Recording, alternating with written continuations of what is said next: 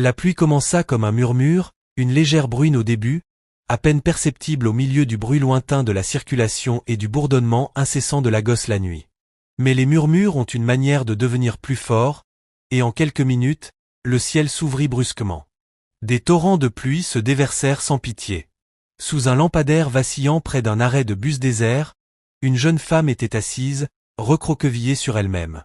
Son dos était appuyé contre le banc métallique froid. L'eau coulait le long de ses cheveux, sur son visage, trempant la fine robe de coton qui collait à son ventre gonflé. Amara bougea inconfortablement, une main soutenant le bas de son dos. Doucement, murmura-t-elle à l'enfant dans son ventre. « Maman est là. » Sa voix tremblait, non pas de peur, mais d'épuisement. À 25 ans, elle avait imaginé une vie différente. Elle rêvait autrefois de devenir institutrice. Elle aimait les livres, l'odeur des cahiers neufs et le bruit de la craie sur un tableau. Mais la vie ne lui avait pas demandé ce qu'elle voulait. Elle avait simplement pris. Ses parents n'étaient plus là, emportés par la maladie à 1 an d'intervalle. La petite chambre qu'il louait disparut peu après, avalée par les loyers impayés et par un propriétaire qui avait depuis longtemps perdu patience. L'homme qui lui avait un jour tenu les mains en jurant pour toujours avait disparu au moment même où elle lui avait parlé de la grossesse. « Je ne suis pas prêt », avait-il dit. Puis il était parti. Le bébé donna un coup de pied. Malgré la tempête, un léger sourire apparut sur ses lèvres. « Mais toi, tu es prêt, n'est-ce pas ?» La pluie redoubla, éclaboussant le trottoir, rebondissant dans les caniveaux et formant de petits ruisseaux le long de la route. Les voitures passaient à toute vitesse, leurs pneus tranchant les flaques et projetant des arcs d'eau sale vers le trottoir. Personne ne ralentissait. Personne ne la remarquait. La ville ne s'arrêtait pas pour les jambes brisées. Amara ramena ses genoux contre sa poitrine, même si cela protégeait à peine son ventre. Son estomac gargouilla bruyamment, un rappel creux et douloureux qu'elle n'avait rien mangé d'autre qu'un morceau de pain depuis le matin. Elle tenta de l'ignorer. La faim était plus facile à supporter que la honte. Quelques heures plus tôt, elle s'était tenue devant un petit restaurant, regardant les clients rire et manger. L'odeur du riz frit et du poulet grillé lui avait donné le vertige. Pendant un instant, elle avait pensé demander les restes. Mais la fierté fragile et obstinée l'avait gardée silencieuse. Maintenant, la fierté n'offrait aucune chaleur. Le tonnerre roula dans le ciel, grave et menaçant. Un éclair soudain illumina la rue pendant une fraction de seconde, transformant tout en argent. C'est alors qu'elle le vit. Quelque chose de sombre près du bord de la route. Au début, elle l'ignora. Probablement un déchet, pensa-t-elle. Les rues de Lagos ramassaient toutes sortes d'objets oubliés. Mais lorsqu'un nouvel éclair illumina l'endroit, l'objet refléta la lumière différemment. Du cuir. Elle plissa les yeux à travers la pluie. Lentement, avec précaution, elle se leva du banc. Ses jambes protestèrent. Son dos cria de douleur. Elle posa une main sous son ventre et s'avança vers la route. Les voitures étaient plus rares maintenant. Elle s'approcha, la pluie lui piquant les yeux. C'était un portefeuille. Noir. Lisse. D'apparence coûteuse. À moitié plongé dans une flaque peu profonde. Son cœur se mit à battre plus vite. Elle regarda à gauche, puis à droite. Personne ne semblait le chercher. Pas de pas précipités. Pas de cris. Avec effort, elle se pencha. Ses genoux tremblaient lorsqu'elle le ramassa. Il était lourd. Trop lourd pour un portefeuille vide. Son souffle se coupa. Pendant un long moment, elle le tint simplement dans ses mains, l'eau de pluie goûtant de ses bords. Puis, presque malgré elle, elle l'ouvrit. Son monde se figea. À l'intérieur se trouvaient des liasses de billets de Naira impeccables, frais, soigneusement rangés et entourés d'élastiques. Elle fixa l'argent. La somme était plus grande que tout ce qu'elle avait vu depuis des années. Assez pour louer une petite chambre pendant des mois.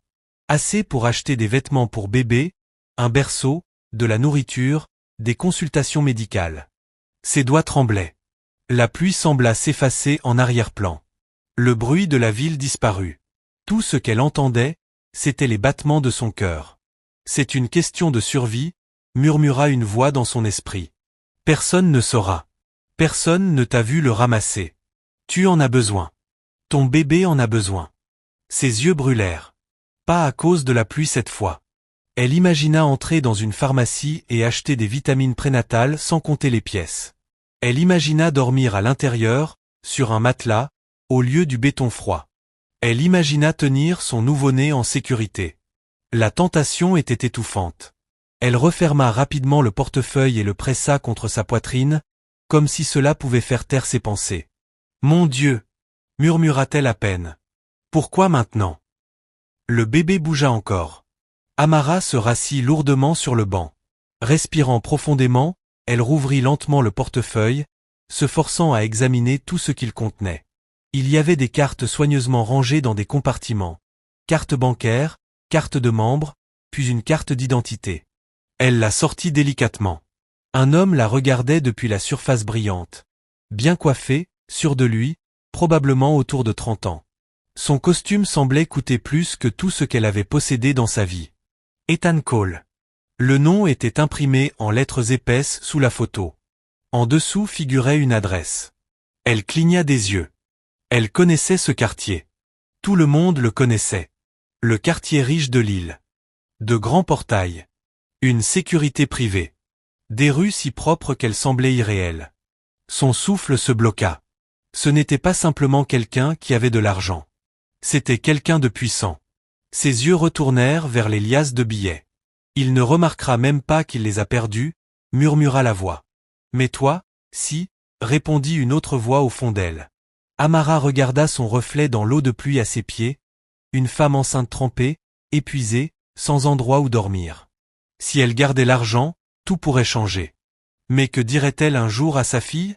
Que survivre signifiait voler. Que l'intégrité n'avait d'importance que quand on était confortable. Elle imagina tenir sa petite fille dans le futur. Quel genre de mère serais-je? Murmura-t-elle. La pluie commença à faiblir. La tempête s'éloignait. Elle regarda de nouveau la carte. Ethan Cole. Sa mâchoire se serra. Ceci ne m'appartient pas, dit-elle fermement. Ces mots la stabilisèrent. Elle rassembla les dernières forces qui lui restaient et glissa le portefeuille sous sa robe pour le protéger de la pluie. Demain, décida-t-elle. Demain, elle irait à cette adresse. Ses jambes faillirent céder lorsqu'elle se releva. La marche serait longue. L'île était loin. Elle n'avait pas d'argent pour le transport. Mais quelque chose en elle se sentait plus léger. Pas parce que ses problèmes étaient résolus, mais parce qu'elle avait choisi la personne qu'elle voulait être. Elle retourna sous l'abri de l'arrêt de bus et s'assit prudemment. La pluie ralentit, redevenant une simple bruine, puis quelques gouttes dispersées. La tempête était passée. Les voitures continuaient de rouler, inconscientes que sous ce lampadaire vacillant, une bataille silencieuse venait d'être gagnée. Amara pencha la tête en arrière et ferma les yeux. Son estomac gargouillait encore. Son corps lui faisait encore mal. Son avenir était toujours incertain. Mais son cœur était calme. Elle posa doucement la main sur son ventre. « Nous le rendrons demain, » murmura-t-elle. « Et d'une manière ou d'une autre, tout ira bien. » Au-dessus d'elle, les nuages s'écartèrent légèrement, laissant apparaître un mince rayon de lune. Et même si elle ne le savait pas encore, cette petite décision prise dans la faim, la solitude et le froid allaient changer sa vie pour toujours. Le matin à Lagos ne se levait pas doucement. Il éclatait. Le soleil montait vite et sans pitié, remplaçant la fraîcheur de la pluie nocturne par une humidité épaisse qui collait à la peau et pesait sur les poumons. Lorsque la ville s'éveilla complètement, Amara marchait déjà depuis presque 1 heure. Sa robe, bien que sèche après la tempête, portait encore de légères taches de boue au niveau de l'ourlet. Le portefeuille était soigneusement caché dans un petit sac en nylon qu'elle avait trouvé, enveloppé dans un tissu pour le protéger. Elle n'avait pas dormi. Chaque fois qu'elle fermait les yeux, elle revoyait les liasses d'argent, la possibilité, l'échappatoire. Et chaque fois, elle se répétait. Ce n'est pas à toi. Ses pieds enflés protestaient à chaque pas. Des ampoules brûlaient sous ses sandales usées. Son dos lançait des élancements douloureux qui l'obligeaient parfois à s'arrêter pour respirer. « Tu es forte », murmura-t-elle. Le bébé bougea comme pour répondre. Les bus rugissaient. Les vendeurs criaient. Les receveurs pendus aux portes des bus hurlaient les destinations. La ville était vivante, bruyante, impatiente, implacable. Amara la traversait comme un fantôme. Peu à peu, en quittant les rues bondées du continent pour le pont menant à l'île, le paysage changea. Les étals au bord de la route se firent plus rares. L'air semblait plus propre. Les nids de poules laissèrent place à des routes lisses. Les bâtiments devinrent plus hauts. Le verre remplaça la tôle rouillée.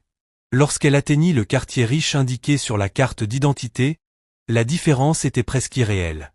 Les rues étaient larges et silencieuses. De grands palmiers bordaient les trottoirs. Des caméras de sécurité étaient fixées à intervalles réguliers.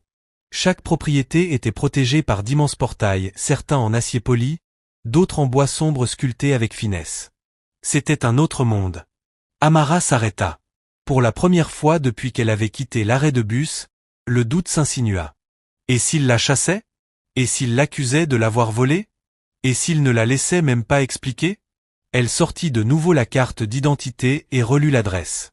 Aucune erreur. Elle se tenait devant un immense portail noir décoré d'un discret emblème argenté, les lettres s'entrelaçaient avec une couronne. Sa gorge se serra.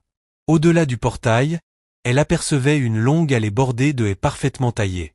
Et au bout, un manoir si grand qu'il paraissait presque irréel, point des murs en pierre blanche, de grandes fenêtres en verre, des balcons bordés de rampes élégantes. Elle n'avait jamais vu une maison comme celle-là ailleurs qu'à la télévision. Une petite cabine de sécurité se trouvait sur le côté du portail.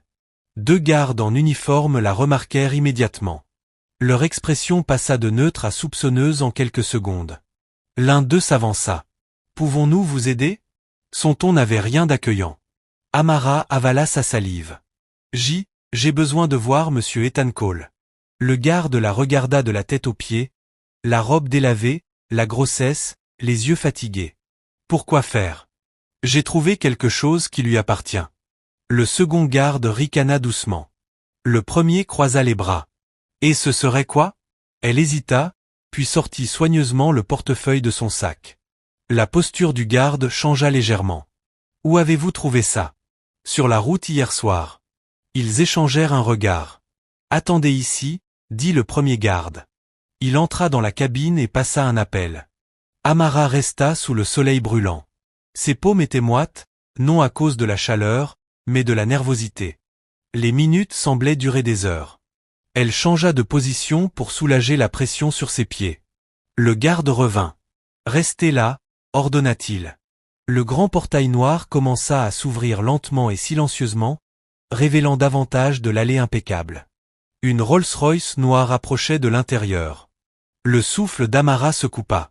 La voiture glissa jusqu'au portail et s'arrêta. La portière arrière s'ouvrit. Un homme en sortit. Grand. Impeccablement vêtu d'un costume gris anthracite parfaitement ajusté. Des lunettes de soleil sombre protégeaient ses yeux.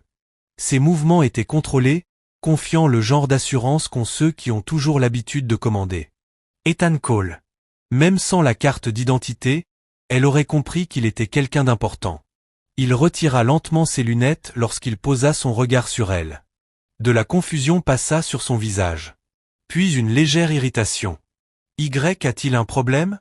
demanda-t-il au garde. « Monsieur, » répondit l'un d'eux, « elle dit avoir trouvé quelque chose qui vous appartient. » Les yeux d'Ethan se tournèrent vers Amara. Pour la première fois, il la regarda vraiment. La grossesse, l'épuisement, les mains tremblantes. Elle fit un pas en avant avec précaution et tendit le portefeuille. « Je crois que ceci est à vous, monsieur. » Il fronça légèrement les sourcils et le prit. Ses doigts s'immobilisèrent aussitôt qu'il le reconnut. Il l'ouvrit rapidement. Ses yeux parcoururent le contenu. L'argent était intact. Les cartes aussi. Même la carte d'identité avait été remise à sa place. Il releva les yeux vers elle. « Vous avez trouvé ça ?»« Oui, monsieur. »« Où ?»« Au bord de la route près du tore de Mainland Bridge. » Il inspira brusquement. La veille, il était brièvement sorti de sa voiture pour répondre à un appel. Il avait dû le faire tomber à ce moment-là. Il regarda à nouveau le portefeuille, puis elle. « Vous n'avez rien pris ?» Elle secoua la tête. « Ce n'était pas à moi. » La simplicité de sa réponse le déstabilisa. Il observa son visage, cherchant un signe de mensonge. Il n'y en avait aucun.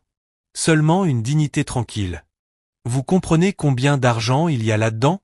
demanda-t-il. « Oui. »« Et vous l'avez quand même rapporté ?» Elle hésita un instant. Non pas parce qu'elle regrettait, mais parce que la tentation était difficile à expliquer. Ma mère disait toujours que la seule chose qu'un pauvre possède vraiment, c'est son nom, dit-elle doucement. Si je prends ce qui ne m'appartient pas, je perds même cela. Les gardes restèrent silencieux. La prise d'Ethan sur le portefeuille se resserra. Dans son monde, les gens mentaient pour des contrats, trahissaient des partenaires pour du profit, se battaient en justice pour des pourcentages. L'intégrité était négociable. Et pourtant, devant lui se tenait une femme enceinte, sans domicile, qui avait choisi l'honnêteté plutôt que la survie. Il sentit quelque chose bouger dans sa poitrine. Quelque chose d'inconnu et inconfortable. Comment vous appelez-vous? Amara. Il hocha lentement la tête. Le soleil frappait sans pitié, mais elle restait debout sans se plaindre. Vous avez marché combien de temps? Elle hésita. Depuis le continent. Ses sourcils se levèrent légèrement. Ce n'était pas une petite distance. Vous auriez pu le garder, dit-il doucement. J'y ai pensé, admit-elle. Son regard se fit plus intense. Mais ça n'aurait pas été juste. Une légère brise passa entre eux. Pendant un instant, personne ne parla. Ethan n'avait pas l'habitude de rester sans mots. Pourtant, c'était le cas. Il sortit une épaisse liasse d'argent de sa poche. Prenez ça. Les yeux d'Amara s'agrandirent. Non. Le mot sortit rapidement. C'est une récompense. Je ne l'ai pas rapporté pour une récompense. La fermeté de sa voix surprit même Amara. Les gardes se déplacèrent mal à l'aise. Ethan la regarda, essayant de la comprendre. Vous êtes enceinte, dit-il calmement. Vous avez besoin d'aide. J'ai besoin de travail, corrigea-t-elle doucement. Pas de pitié. Quelque chose en lui réagit à ces mots. Fierté, force, respect de soi. La plupart des gens mendiaient autour de lui. Elle refusait la charité.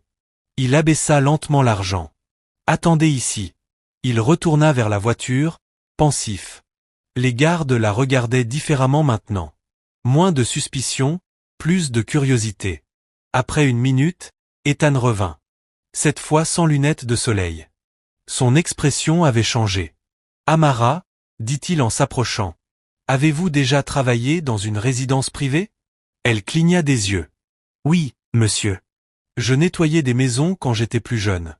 Mon manoir a besoin de personnel supplémentaire. Son cœur bondit. Chambre, nourriture, salaire, soins médicaux. Sa gorge se serra. Je ne donne pas d'aumône, ajouta-t-il. Vous devrez travailler. Le monde sembla s'arrêter. Elle était venue ici en s'attendant seulement à un portail fermé et peut-être un simple merci. Je ne veux pas de charité, murmura-t-elle encore pour être sûre. Ce n'est pas de la charité, dit-il. C'est un emploi. Son esprit s'emballa. Un toit. De la nourriture. De la sécurité pour son bébé. Et sa dignité intacte. Le bébé donna soudain un coup de pied. Les larmes lui piquèrent les yeux. Je travaillerai dur. Je n'en doute pas. Il se tourna vers les gardes. Ouvrez le portail. Le grand portail noir s'ouvrit complètement. Amara avança lentement, quittant la route publique brûlante pour l'allée fraîche et ombragée. C'était comme entrer dans une autre vie. Lorsque le portail se referma derrière elle avec un léger bourdonnement mécanique, elle jeta un dernier regard vers la rue d'où elle venait. Elle ne savait pas ce qui l'attendait dans ce manoir. Elle ne savait pas que cette décision allait lier son destin à celui de l'homme marchant à ses côtés. Elle savait seulement qu'hier elle était sans abri sous la pluie. Et qu'aujourd'hui une porte venait de s'ouvrir. Le manoir ne semblait pas réel. Lorsque les grilles se refermèrent derrière elle, Amara tressaillit instinctivement, s'attendant presque à ce que quelqu'un l'appelle pour dire qu'il y avait une erreur. Mais personne ne le fit. L'allée s'étendait devant elle, pavée de pierres lisses brillant sous le soleil du matin. De chaque côté, des haies parfaitement taillées formaient des courbes impeccables. Une fontaine scintillait au centre, l'eau s'arquant gracieusement dans un bassin de marbre. Amara n'avait jamais vu de l'eau utilisée comme décoration. Ethan marchait à côté d'elle d'un pas tranquille, comme si amener une étrangère enceinte et tremper chez lui était une chose ordinaire. Pour lui, peut-être que le monde fonctionnait toujours ainsi. Pour elle, c'était comme entrer dans un rêve auquel elle n'osait pas croire. Lorsqu'ils atteignirent l'entrée, les doubles portes s'ouvrirent avant même qu'ils ne les touchent. Une femme d'âge moyen en uniforme impeccable attendait. « Bonjour, monsieur. »« Bonjour, madame Lawson, » répondit Ethan. « Voici Amara. Elle va rejoindre le personnel. » Les yeux de madame Lawson se posèrent sur Amara. Non pas avec suspicion, mais avec évaluation. Bienvenue, dit-elle calmement. Le hall était immense. Le sol en marbre poli reflétait la lumière d'un lustre suspendu comme une grappe d'étoiles. Un grand escalier courbé montait avec élégance.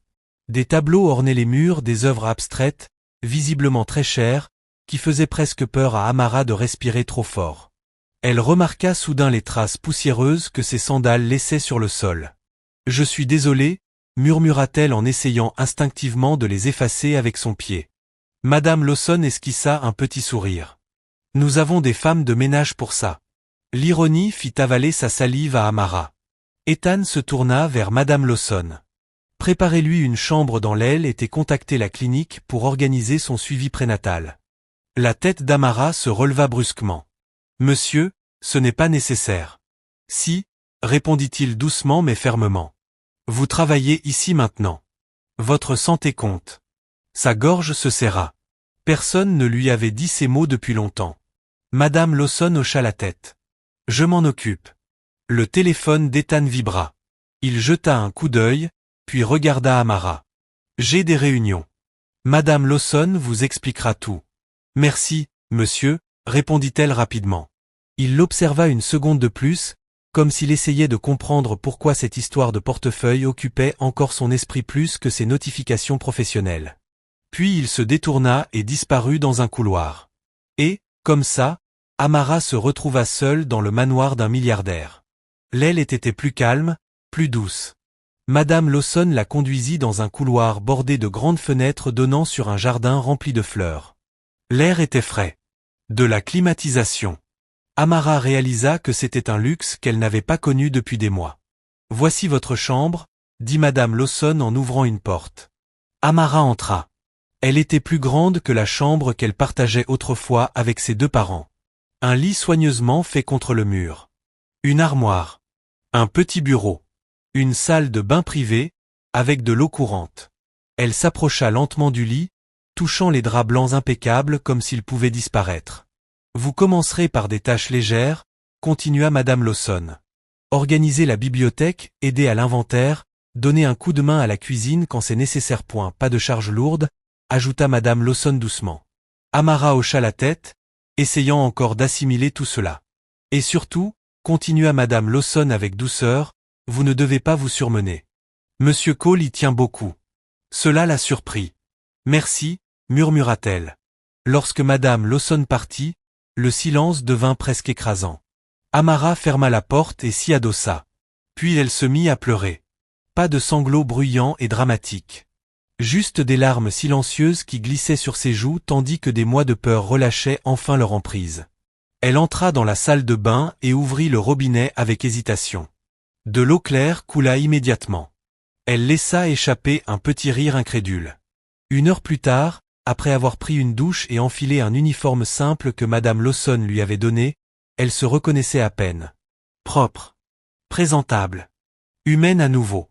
En se regardant dans le miroir, elle posa une main sur son ventre. « Nous sommes en sécurité » murmura-t-elle. Le travail commença immédiatement.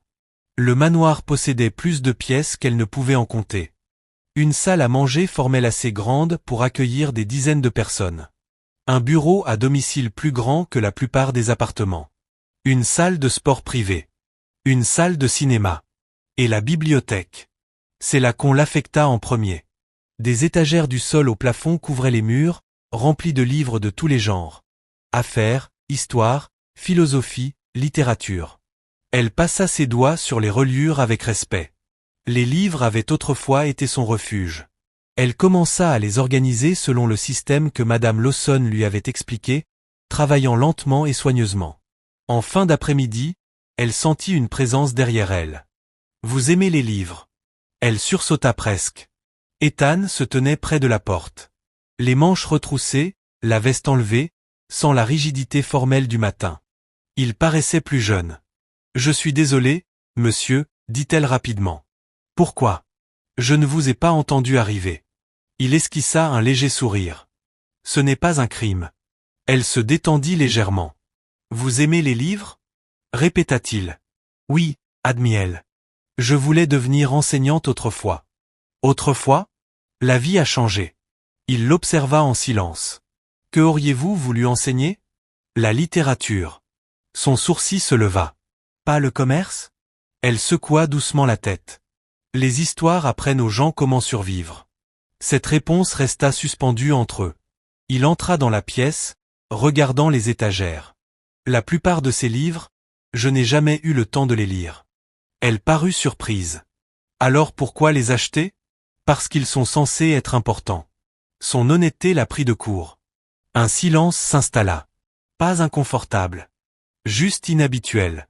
Vous avez rendu ce portefeuille sans hésiter? Demanda-t-il soudain. Elle hésita. Pas sans hésitation.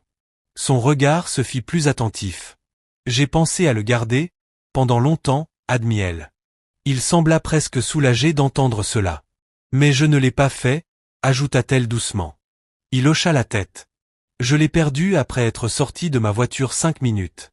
Une erreur stupide. Elle sourit légèrement. Ça arrive. Pas habituellement à moi. Il y avait quelque chose de presque vulnérable dans sa manière de le dire. Elle l'observa un instant, cet homme qui dirigeait des salles de conseil mais qui semblait étrangement pensif ici. Vous travaillez trop, dit-elle avant de réfléchir. Ses sourcils se levèrent. Elle baissa aussitôt les yeux. Désolé, monsieur. C'était déplacé. Au lieu d'être agacé, il laissa échapper un petit rire. Personne ne me parle comme ça. Parce qu'ils sont prudents, répondit-elle sèchement. L'humour les surprit tous les deux. Pour la première fois, il rit franchement. Et quelque chose changea. Plus seulement un employeur et une employée. Juste deux êtres humains. Il jeta un regard vers son ventre. Vous êtes enceinte de combien? 7 mois. Vous avez un médecin? Elle secoua la tête. Maintenant oui, dit-il simplement. Sa poitrine se serra encore. Pourquoi faites-vous tout cela? Demanda-t-elle doucement. Il s'arrêta. Parce que vous n'avez pas pris l'argent. Parce que vous m'avez rappelé quelque chose que j'avais oublié. Parce que l'intégrité existe encore. Il ne dit pas ces mots. Parce que les bonnes personnes sont rares, dit-il simplement. Leurs regards se croisèrent. Aucun des deux ne détourna les yeux en premier. Ce soir-là, lorsque le soleil descendit derrière les grandes fenêtres et colora le ciel d'or, Amara était assise seule dans sa nouvelle chambre. La journée avait semblé durer des semaines. Elle s'allongea prudemment sur le lit et fixa le plafond. Pour la première fois depuis des mois, elle n'avait pas peur de l'endroit où elle dormirait. Pour la première fois, son bébé n'entendrait pas la circulation à quelques mètres à travers l'air froid. Elle ferma les yeux. Dans son bureau, au bout du couloir, Ethan se sentait distrait. Il repensait à ses paroles. Les histoires apprennent aux gens comment survivre. Il avait construit son empire sur la stratégie et le risque. Mais survivre intérieurement, c'était autre chose. Il se pencha en arrière dans sa chaise, regardant la ligne d'horizon de la ville à travers la fenêtre. Une femme enceinte sans abri était entrée dans sa vie parce qu'il avait fait tomber un portefeuille. Et pourtant, il avait l'impression d'avoir gagné plus que ce qu'il avait perdu. Dans sa petite chambre, Amara se tourna sur le côté, une main posée sur son ventre. « Nous allons faire les choses correctement », murmura-t-elle à son enfant à naître. Dehors, le manoir restait silencieux et solide. À l'intérieur, deux vies qui avançaient autrefois dans des directions totalement différentes venaient de commencer à s'entrelacer. Sans qu'aucun des deux ne sache à quel point. Pas encore. Le jardin devint leur endroit calme. Ce n'était pas prévu. Ce n'était pas annoncé. C'est simplement arrivé. 3 jours après avoir commencé à travailler dans le manoir, Amara découvrit le jardin et pendant sa pause de l'après-midi. Il était caché derrière de hauts haies et à l'abri de l'allée principale. Privé. Paisible. Presque secret. Des chemins de pierre blanche serpentaient entre des parterres de roses et de lys. Un petit étang de carpe scintillait au soleil. Au centre se trouvait un banc en bois sous un grand amandier dont les branches s'étendaient comme des bras protecteurs. L'endroit semblait sûr. Ce jour-là, son dos lui faisait plus mal que d'habitude. À 7 mois de grossesse, même les tâches légères étaient fatigantes. Madame Lawson avait insisté pour qu'elle se repose. Amara s'assit donc prudemment sur le banc, expirant lentement en ajustant son poids. Elle ferma les yeux. L'air sentait les fleurs au lieu des gaz d'échappement. Pour la première fois depuis longtemps, Son esprit ne courait pas dans tous les sens. Vous disparaissez souvent ici. Ses yeux s'ouvrirent brusquement. Ethan se tenait à quelques mètres. La veste sur un bras. La cravate légèrement desserrée. Le soleil de fin d'après-midi adoucissait les lignes sévères de son visage. « Désolé, monsieur », dit-elle en essayant de se lever. « Non », dit-il immédiatement. « Restez assise, s'il vous plaît. » Il y avait presque de la précipitation dans sa voix. Elle se rassit, un peu gênée. « Je ne voulais pas déranger », ajouta-t-il. « Vous ne dérangez pas », répondit-elle doucement. « C'est un très beau jardin. » Il regarda autour de lui comme s'il le voyait pour la première fois. « Je l'ai fait aménager il y a des années. Vous ne l'utilisez pas beaucoup. » Ce n'était pas une question. Il sourit légèrement. « Je suppose que non. » Il s'approcha et s'assit à l'autre extrémité du banc, laissant une distance respectueuse entre eux. Pendant un moment, ils ne parlèrent pas. Les oiseaux chantaient doucement dans les arbres. L'eau du bassin murmurait. « Vous aimez les endroits calmes » observa-t-il. « J'aime les endroits où je peux réfléchir » corrigea-t-elle doucement. « Et à quoi réfléchissez-vous » Elle hésita. « À tout ce que je dois comprendre. » Il observa son profil. « Par exemple ?» Elle posa instinctivement une main sur son ventre. « Comment élever un enfant sans répéter les erreurs qui m'ont blessé ?» Sa propre honnêteté la surprit. Ethan s'appuya légèrement en arrière. « Quelles erreurs vous ont blessé ?» Elle regarda le jardin. « Mon père travaillait trop. Il pensait que donner de l'argent suffisait. » Elle avala sa salive. « Il nous aimait, mais il n'était jamais vraiment présent. » La mâchoire d'Ethan se contracta légèrement. « Ma mère portait tout toute seule, » continua-t-elle. « Et quand ils sont morts, il ne restait rien. Pas d'économie. Pas de sécurité. » Le silence s'étira. « Et le père de votre enfant » demanda-t-il prudemment. Sa main se figea. « Il n'était pas prêt » répondit-elle simplement. Il n'y avait aucune amertume dans sa voix. Seulement la vérité. Ethan expira lentement. « Je vois. »« Vraiment » demanda-t-elle doucement en tournant la tête vers lui. Leurs regards se croisèrent. Il y avait un défi dans le sien, pas irrespectueux, mais sincère. « Vous travaillez tout le temps » dit-elle calmement. « Vous portez tout seul, vous aussi. » Son regard se durcit légèrement. « C'est différent ?» La question resta suspendue entre eux comme du verre fragile. Il détourna le regard en premier. « Vous m'analysez avec beaucoup d'assurance pour quelqu'un qui me connaît depuis moins d'une semaine. » Un léger sourire apparut sur ses lèvres. « Vous m'avez posé la question. » Il ne pouvait pas le nier. Une brise fit bouger les branches de l'arbre, laissant tomber quelques feuilles à leurs pieds. « Je n'ai pas construit ce que j'ai en étant équilibré, » dit-il après un moment. Elle hocha la tête pensivement. « Mais pourquoi construisez-vous tout cela ?» La question le frappa plus profondément qu'elle ne l'avait voulu. Il avait des investisseurs, des conseils d'administration, des concurrents, des objectifs de croissance.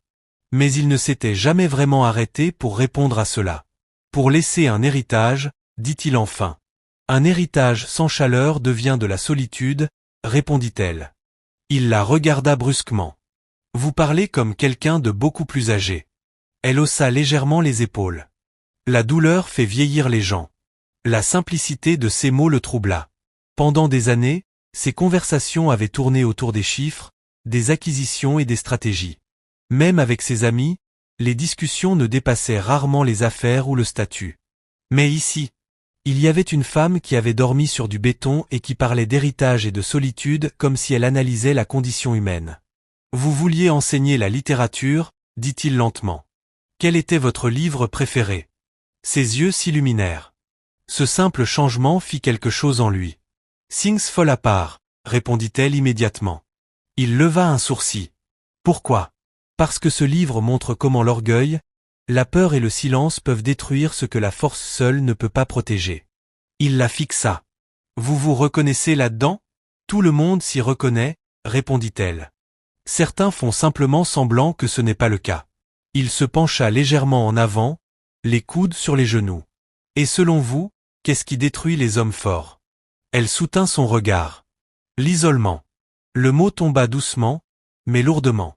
Il ne répondit pas tout de suite, point le jardin sembla soudain plus petit, comme si la conversation avait réduit l'espace entre eux. Vous supposez que je suis isolé, dit-il. Vous ne laissez jamais les gens vous voir sans contrôle, répondit-elle calmement. Ce n'est pas de l'isolement. C'est de la discipline. Cela peut devenir les deux. Un long silence suivit. Puis, contre toute attente, il rit doucement. Vous êtes audacieuse. Je suis honnête. Il hocha lentement la tête. Oui, c'est vrai. Une autre brise passa, plus fraîche cette fois. Il remarqua un léger changement dans sa posture, la façon dont elle pressait sa main contre le bas de son dos. Vous avez mal, observa-t-il. Ce n'est rien, répondit-elle rapidement. Si, ça l'est.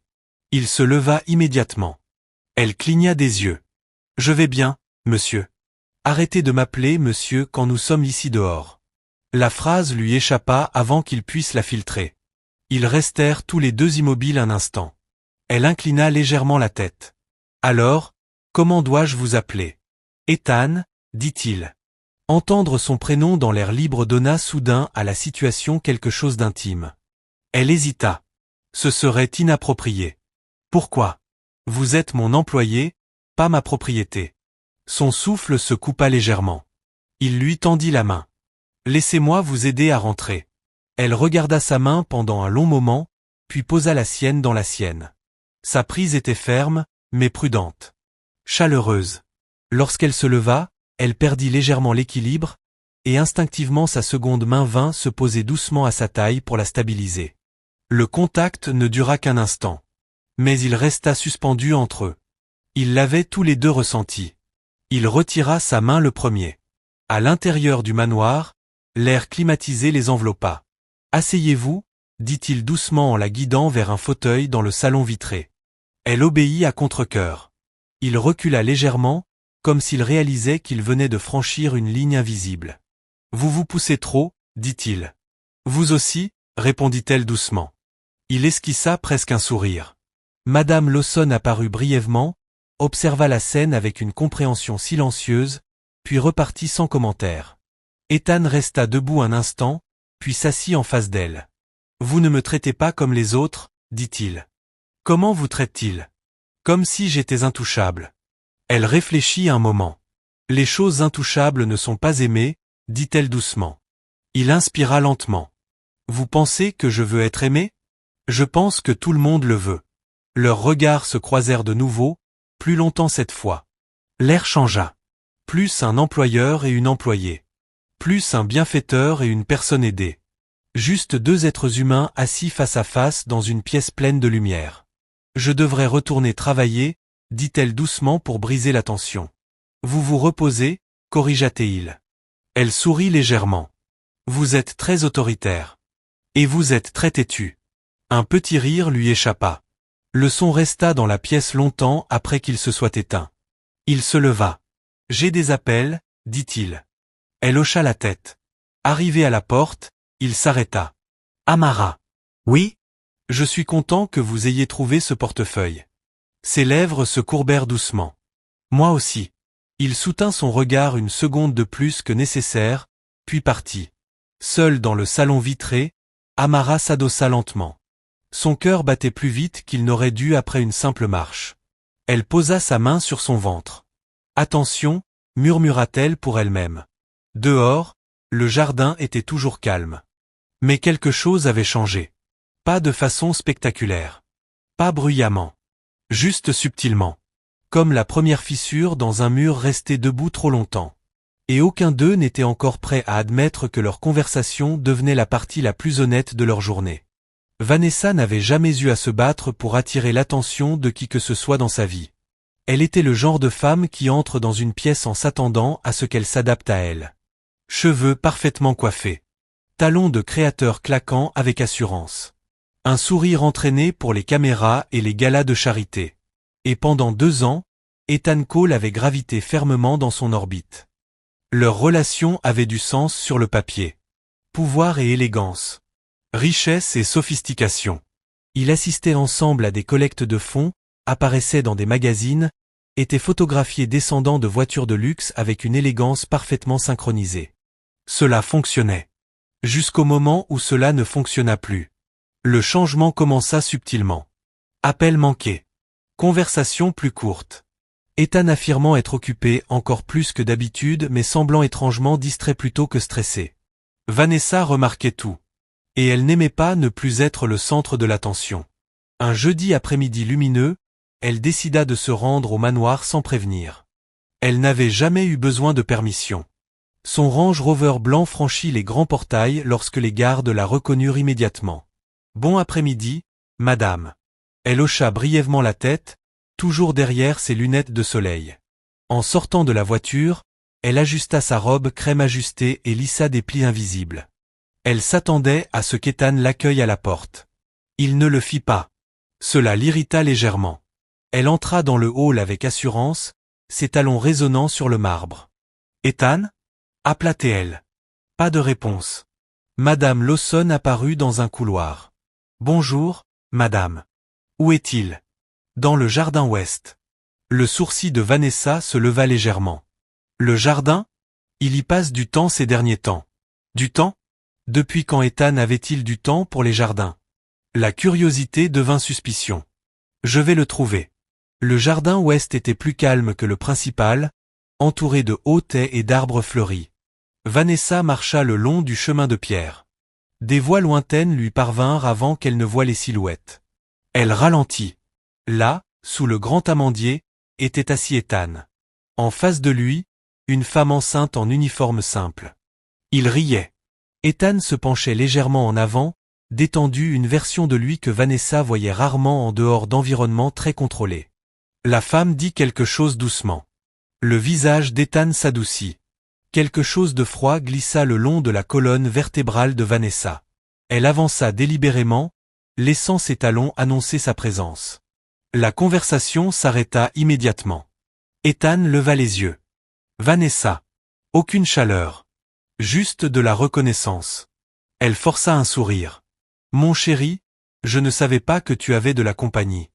Son regard se posa sur Amara. Lentement. Délibérément. Elle observa l'uniforme.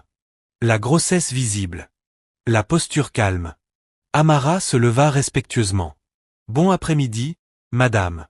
Vanessa ne répondit pas. Elle regarda Ethan. Qui est-elle ? La question était nette. Direct. Ethan se leva. C'est Amara. Elle travaille ici. Travaille ici, répéta Vanessa en plissant légèrement les yeux. Oui. Comme quoi ? Le personnel ? Vanessa croisa les bras. Et depuis quand passes-tu tes après-midi à discuter personnellement avec le personnel ? L'air devint lourd. Amara baissa les yeux, sentant la tension mais refusant de se rétrécir. C'était ma pause, dit-elle doucement. Je vais retourner travailler. Non, dit Ethan rapidement. Vanessa remarqua cette défense immédiate. Elle sourit de nouveau. Mais cette fois, le sourire n'atteignit pas ses yeux. Oh, je vous en prie, restez. Je ne voudrais pas interrompre. Son ton indiquait clairement le contraire. Ethan jeta un regard à Amara. Vous pouvez rentrer si vous voulez, dit-il doucement. Amara hocha la tête. Excusez-moi. En passant devant Vanessa, elle sentit le poids de son regard comme une chaleur sur sa peau. Vanessa attendit qu'Amara disparaisse. Puis elle se tourna vers Ethan. Que se passe-t-il ? Rien, répondit-il calmement. Elle rit doucement. Ne m'insulte pas. C'est exactement ce que j'ai dit. Tu passes du temps privé avec une femme de ménage enceinte. Elle n'est pas juste. Il s'interrompit. Vanessa remarqua immédiatement. Pas juste quoi ? Il expira lentement. Elle m'a rendu mon portefeuille avec une grosse somme d'argent à l'intérieur. Elle aurait pu le garder. Vanessa cligna des yeux. C'est pour ça qu'elle est ici ? Oui. Donc tu l'as récompensée ? Je l'ai employée. Ce n'est pas ce que je voulais dire. La mâchoire d'Ethan se contracta légèrement. Tu réfléchis trop. Non, dit Vanessa calmement. J'observe. Elle s'approcha. Tu ne me regardes plus de cette façon. Il fronça les sourcils. De quelle façon ? De la façon dont tu la regardais. L'accusation resta suspendue dans l'air. C'est ridicule. Vraiment ? Il ne répondit pas immédiatement. Et ce silence lui en dit plus que des mots. Durant la semaine suivante, Vanessa commença à venir plus souvent. Pas par affection. Par stratégie. Elle observait. Elle remarqua que l'humeur d'Ethan s'améliorait les jours où Amara travaillait près de son bureau. que leur conversation à table incluait parfois de petits échanges discrets. Rien d'inapproprié. Rien d'évident. Mais quelque chose. Et Vanessa le sentait. Un après-midi, elle trouva Amara en train d'arranger des fleurs dans le hall. « Toi » dit Vanessa sèchement. Amara se retourna. « Oui, madame. » Vanessa tourna lentement autour d'elle, l'inspectant. « Tu es devenue très à l'aise ici. »« Je fais mon travail. »« Vraiment ?» Amara soutint son regard respectueusement mais avec assurance. « Oui. » Vanessa se pencha légèrement vers elle. « Sais-tu qui je suis ? » ?»« Oui, madame. »« Et sais-tu depuis combien de temps je fais partie de la vie d'Ethan ? » ?»« Je ne pense pas que cela me concerne. » La réponse calme l'irrita plus que de la provocation ne l'aurait fait. Le sourire de Vanessa disparut complètement. « Laisse-moi te donner un conseil, » dit-elle doucement. « Les hommes comme Ethan se lassent vite. » Amara ne répondit pas. Ils aiment sauver les choses brisées. Cela leur donne l'impression d'être puissants. Cela la blessa, mais Amara refusa de le montrer. « Je n'ai jamais demandé à être sauvée, » répondit-elle calmement. Les yeux de Vanessa brillèrent. « Tu crois que je ne vois pas ? Les petites conversations, les sourires. Il n'y a rien entre nous, » dit Amara honnêtement. Pourtant le mot resta suspendu dangereusement dans l'air. Vanessa se redressa. « Tu devrais te souvenir de ta place. » Amara inspira lentement. « Ma place est là où je travaille. » La mâchoire de Vanessa se crispa. « Tu es naïve si tu penses que ça va bien finir pour toi. » La main d'Amara se posa instinctivement sur son ventre. « Je ne suis ici que pour la stabilité. »« Pour l'instant, » répondit Vanessa froidement. Des pas s'approchèrent. « Ethan !» L'expression de Vanessa se transforma instantanément en douceur. « Chérie » dit-elle d'une voix sucrée. Amara recula automatiquement. « Tout va bien ?» demanda Ethan, percevant la tension. « Bien sûr » répondit Vanessa avec aisance. « Je faisais simplement connaissance avec ta nouvelle employée. » Le regard d'Ethan passa de l'une à l'autre. Quelque chose dans la posture d'Amara lui indiquait que ce n'avait pas été amical. Mais Vanessa passa nonchalamment son bras autour du sien. « Tu as été distant ces derniers temps, » murmura-t-elle en se rapprochant de lui. « Tu me manques. » Amara détourna le regard et se concentra sur les fleurs. Ethan retira doucement le bras de Vanessa. « Tu as été occupé avec elle ? » demanda Vanessa, juste assez fort. Le silence qui suivit était dangereux. « Ça suffit » dit-il fermement. Vanessa se figea. Il utilisait rarement ce ton avec elle. « Je n'apprécie pas les insinuations » ajouta-t-il. Ses yeux s'élargirent légèrement, non pas blessés, mais calculateurs. L'équilibre changeait, et elle le sentait. Cette nuit-là, Vanessa resta éveillée dans son appartement de luxe, fixant le plafond. Ce n'était pas seulement la jalousie qui la troublait. C'était la perte de contrôle. Elle avait construit sa relation avec Ethan sur l'alignement. Le statut, l'ambition, l'image. Mais cette femme enceinte, douce, employée de maison, ne jouait pas dans la même arène. Elle n'était pas sophistiquée. Elle n'était pas stratégique. Elle était sincère. Et cela la rendait dangereuse. Vanessa se tourna sur le côté, la mâchoire serrée. Elle n'avait pas passé 2 ans à construire un avenir avec Ethan Cole pour le perdre au profit de quelqu'un arrivé de la rue. Si Amara pensait pouvoir vivre tranquillement dans ce manoir sans conséquence, elle se trompait. Gravement. Et quelque part dans les couloirs silencieux de la propriété, sous la routine calme des sols brillants et des haies parfaitement taillées, la première véritable fissure dans les fondations venait d'apparaître. La jalousie n'explose presque jamais au début. Elle s'installe. Elle observe. Elle attend. Vanessa devint plus silencieuse après cette confrontation dans le hall. Pas plus calme.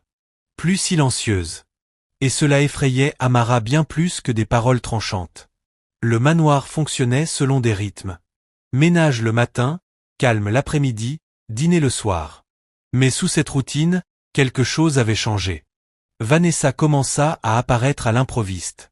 Les matins en semaine, les fins d'après-midi, les soirées où Ethan n'était pas là. Elle traversait la maison comme un inspecteur. Ses yeux observaient tout et tout le monde. Surtout Amara. Un mardi après-midi, Amara classait des dossiers dans le petit bureau administratif qu'Ethan lui avait attribué pour l'aider à gérer les inventaires. Un travail plus léger pour tenir compte de sa grossesse. Le téléphone du bureau sonna. Elle décrocha. Résidence call. Silence. Puis la voix douce de Vanessa glissa dans le combiné. Ethan est-il là? Non, madame. Il est parti à une réunion il y a 1 heure. Un autre silence. Bien sûr qu'il est parti. La ligne resta silencieuse un instant de plus que nécessaire. Puis Vanessa reprit légèrement. Dis-moi quelque chose. Est-ce qu'il parle de moi? Amara se raidit légèrement. Je ne pense pas que ce soit approprié d'en discuter. Un rire doux résonna dans le téléphone. Tu apprends. La ligne se coupa. Amara expira lentement. Son cœur battait plus vite qu'il ne le devrait. Elle n'était pas naïve. Elle savait ce que Vanessa faisait. Tester les limites, chercher les failles. Plus tard ce soir-là, Ethan rentra plus tard que d'habitude. Amara était dans la cuisine, terminant les papiers d'inventaire lorsqu'il entra en desserrant sa cravate. Tu es encore debout? Oui. Je termine juste ça. Il remarqua la tension dans sa posture. Il s'est passé quelque chose. Elle hésita. La voix de Vanessa résonnait dans son esprit. Est-ce qu'il parle de moi? Ce n'est rien, dit-elle finalement. Il s'approcha, posant une main sur le comptoir. Amara. La façon dont il prononça son nom avait changé. Ce n'était plus employeur à employé. C'était quelque chose de plus proche. Elle céda doucement. Vanessa a appelé. Sa mâchoire se crispa immédiatement. Que voulait-elle? Savoir si tu étais à la maison. Je lui ai dit que non. Il observa attentivement son visage. Et quoi d'autre? Elle hésita.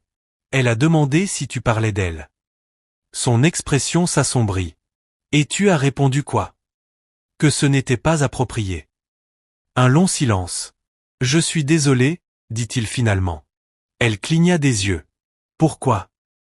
De te mettre dans cette position. Tu ne m'as rien imposé, répondit-elle doucement. Je suis simplement ici. Il passa une main sur son visage, frustré. Tu ne devrais pas avoir à gérer son insécurité. Elle a une raison d'être insécure, murmura Amara. Ses yeux se tournèrent brusquement vers elle. Comment ça? Elle voit que quelque chose change. L'air sembla se tendre. Et est-ce que quelque chose change? Demanda-t-il d'une voix plus basse. Le souffle d'Amara se bloqua. Terrain dangereux. Je ne sais pas, répondit-elle honnêtement. Il soutint son regard longtemps. Puis il recula. Je dois gérer ça. Elle hocha la tête. Mais aucun des deux ne savait encore jusqu'où cela irait. L'insécurité de Vanessa se transforma peu à peu en stratégie. Elle commença à apparaître impeccablement habillée, démonstrativement affectueuse avec Ethan devant le personnel. Touchant son bras, se tenant trop près, riant plus fort que nécessaire. Amara remarquait. Elle faisait semblant de ne pas voir. Mais faire semblant n'effaçait pas la douleur. Un après-midi dans le jardin, Ethan demandait à Amara comment elle pensait appeler le bébé. Je pensais à quelque chose de simple, dit-elle doucement. Quelque chose de fort, comme. La voix de Vanessa coupa l'air. Eh bien, c'est cosy ici. Amara se leva immédiatement. Je devrais partir. Non, dit Vanessa rapidement. Reste. Je détesterais interrompre votre rapprochement. Le sarcasme était tranchant. Ethan se leva, irrité. Vanessa. Elle ignora son ton. Se tournant vers Amara, elle inclina légèrement la tête. Dis-moi, tu aimes jouer la carte de la femme fragile. Les doigts d'Amara se crispèrent à ses côtés. Je ne joue à rien. Vanessa s'approcha. Tu te promènes avec cet air innocent et fragile. Les hommes adorent ça. Ça suffit, dit Ethan fermement. Vanessa se tourna vers lui. Vraiment? Ou est-ce juste inconfortable à entendre? Son silence alimenta sa colère. Elle se tourna de nouveau vers Amara. Tu crois que parce que tu as rendu un portefeuille tu es spécial? La voix d'Amara resta calme. Je n'ai jamais dit ça. Tu n'as pas besoin de le dire. La haine dans son ton n'était plus subtile. Vanessa, avertit Ethan. Mais le mal était déjà fait. Amara sentit le poids de l'humiliation contre sa poitrine. Pas à cause de l'insulte. Mais parce qu'au fond d'elle, elle savait que quelque chose changeait. Et cela la terrifiait. Je vais me retirer, dit-elle doucement. Elle s'éloigna avec dignité, même si ses mains tremblaient. Cette nuit-là, Vanessa affronta Ethan dans son bureau. « Tu me mets dans l'embarras. » Il leva les yeux de son ordinateur. « Comment ? » En t'occupant d'elle. C'est une employée. Tu ne regardes pas les employés comme ça. Sa mâchoire se contracta. Tu imagines des choses. Est-ce que je le fais ? Lança Vanessa. Tu as changé, Ethan. Tu es distrait. Tu es sur la défensive. Il se leva lentement. Je ne serai pas accusé dans ma propre maison. Elle rit amèrement. Ta maison ou la nôtre ? Il ne répondit pas immédiatement, et ce silence fut plus fort qu'un cri. Les yeux de Vanessa se remplirent de quelque chose de plus froid que des larmes. Tu crois qu'elle ne sait pas ce qu'elle fait ? Elle n'a rien fait. Elle porte l'enfant d'un autre homme. Et toi, tu te mets dans un truc compliqué. Sa voix baissa. Cette conversation se termine maintenant. Vanessa le regarda, stupéfaite. Tu l'as choisi plutôt que moi. Je choisis la paix plutôt que la paranoïa. Les mots frappèrent comme une gifle. Son expression se durcit. Tu vas le regretter, dit-elle doucement. Il ne répondit pas, et cela la mit encore plus en colère que s'il avait crié. Elle sortit du bureau d'un pas mesuré. Mais à l'intérieur, quelque chose se brisa et quelque chose de plus sombre prit sa place. Les jours suivants furent étrangement calmes. Vanessa ne visita pas, n'appela pas, n'envoya pas de message. L'absence pesait plus que sa présence. Amara le sentit aussi. Tu as l'air inquiète, observa Madame Lawson un après-midi. Je vais bien, répondit Amara. Mais elle ne l'était pas. Il y avait une immobilité avant la tempête, et elle avait vécu assez longtemps pour la reconnaître. Ce soir-là, alors qu'elle pliait de petits vêtements pour bébé que Madame Lawson avait achetés discrètement, elle sentit sa fille bouger fortement à l'intérieur. Ne t'inquiète pas, murmura-t-elle, incertaine de qui elle rassurait, le bébé ou elle-même. À travers la ville, Vanessa était seule dans son appartement, fixant son reflet dans le miroir. Elle n'avait jamais perdu, jamais été remplacée, jamais été ignorée. Et pourtant, une femme enceinte sans abri était entrée dans la vie d'Ethan et avait détourné son attention d'une manière qu'elle ne pouvait contrôler. Le contrôle, c'était le mot. Vanessa ne craignait pas l'amour. Elle craignait de perdre le pouvoir. Ses doigts se serrèrent sur le bord de la coiffeuse. Si elle disparaît, murmura-t-elle doucement. Tout redevient normal. Les pensées se posèrent, lourdes, dangereuses, et pour la première fois, la jalousie se transforma en intention. De retour au manoir, Amara se tenait en haut du grand escalier plus tard dans la nuit, s'arrêtant pour se stabiliser alors qu'une vague de vertige la traversait. Elle agrippa la rampe, respirant lentement, inconsciente que quelque part dans les ombres du ressentiment, les graines de la haine avaient pris racine pleinement. La journée commença trop calmement. Ce fut le premier avertissement. Le manoir semblait immobile, étrangement silencieux. Même le rythme habituel du matin semblait étouffé, comme si la maison elle-même retenait son souffle. Ethan était parti tôt pour une réunion importante avec des investisseurs de l'autre côté de la ville. Il avait hésité avant de partir, jetant un regard vers l'escalier où Amara descendait avec précaution. « Appelle-moi si tu as besoin de quoi que ce soit », avait-il dit. « Ça ira », répondit-elle doucement. Et elle avait hésité une demi-seconde de plus que nécessaire. Puis il partit, et les grilles se refermèrent derrière lui. En fin de matinée, Amara rangeait des draps propres dans le couloir à l'étage. Sa grossesse était arrivée à ce stade lourd où chaque mouvement demandait de la planification. Elle avançait lentement, une main soutenant souvent le bas de son dos. Malgré tout, elle avait ressenti un étrange calme ce matin-là. Peut-être était-ce du déni. Peut-être de l'espoir. Ou peut-être cette fragile croyance que Vanessa avait enfin pris ses distances. Cette illusion se brisa à 11h17. Les portes d'entrée s'ouvrirent en bas. Des talons. Mesurés. Familiers. Amara se figea. Le salut poli de Madame Lawson monta faiblement jusqu'à l'étage. « Bonjour, madame. » Vanessa. Le pouls d'Amara s'accéléra. Elle se dit de rester calme. « Fais simplement ton travail. » Les pas résonnèrent sur le sol de marbre, puis montèrent l'escalier. Chaque marche était délibérée, contrôlée. Vanessa apparut en haut des escaliers comme une tempête vêtue de soie. Elle portait aujourd'hui une robe rouge ajustée. Audacieuse. Délibéré. Impossible à ignorer. Ses yeux balayèrent le couloir jusqu'à se poser sur Amara. Il n'y avait ni sourire ni façade. Seulement une froide clarté. Alors, dit Vanessa doucement, il n'est pas à la maison. Amara se redressa lentement. Bonjour, madame. Laisse tomber la politesse, répondit Vanessa sèchement. On a dépassé ça. Le couloir sembla soudain trop étroit. Amara posa soigneusement les draps pliés sur la console voisine. Si vous cherchez monsieur Cole, il est parti plus tôt. Je sais. Les mots étaient précis. Calculés. Vanessa fit quelques pas lents vers elle. J'ai choisi aujourd'hui. L'air sembla s'épaissir.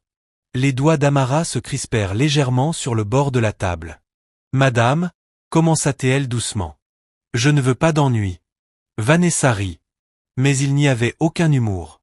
Des ennuis? Répéta-t-elle. Tu es entré dans ma vie en les apportant. Je ne vous ai rien fait. Tu as existé, claqua Vanessa. Le silence tomba entre elles. Lourd. Chargé. Tu crois que je ne le vois pas? Continua Vanessa, la voix montant légèrement. La façon dont il te regarde. La façon dont il te défend.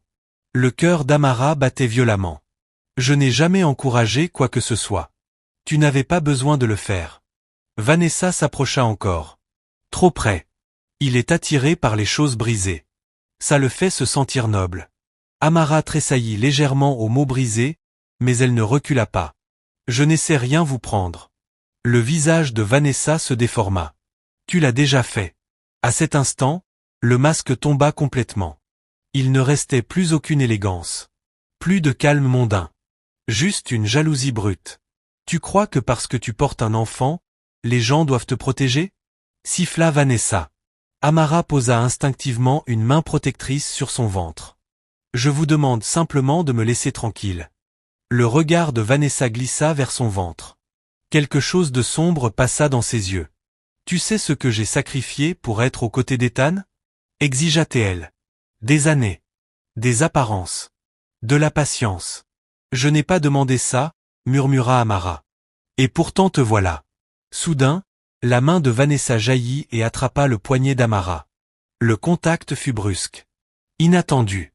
Amara eut un souffle coupé. Lâchez-moi, dit-elle en essayant de garder une voix calme. La prise de Vanessa se resserra. Tu crois qu'il te choisira? Une femme de ménage enceinte? Je ne veux pas qu'il choisisse quoi que ce soit, répondit Amara en se débattant légèrement. Ce mouvement lui fit perdre l'équilibre, juste un instant. Et dans cette fraction de seconde, Vanessa la poussa violemment. Le temps se brisa. Le talon d'Amara glissa sur le sol poli. Son équilibre céda. Sa main chercha instinctivement la rampe. La manqua. Son corps bascula en arrière. La première marche frappa son épaule. Puis sa hanche. Puis son dos. Le monde devint bruit. Marbre. Douleur.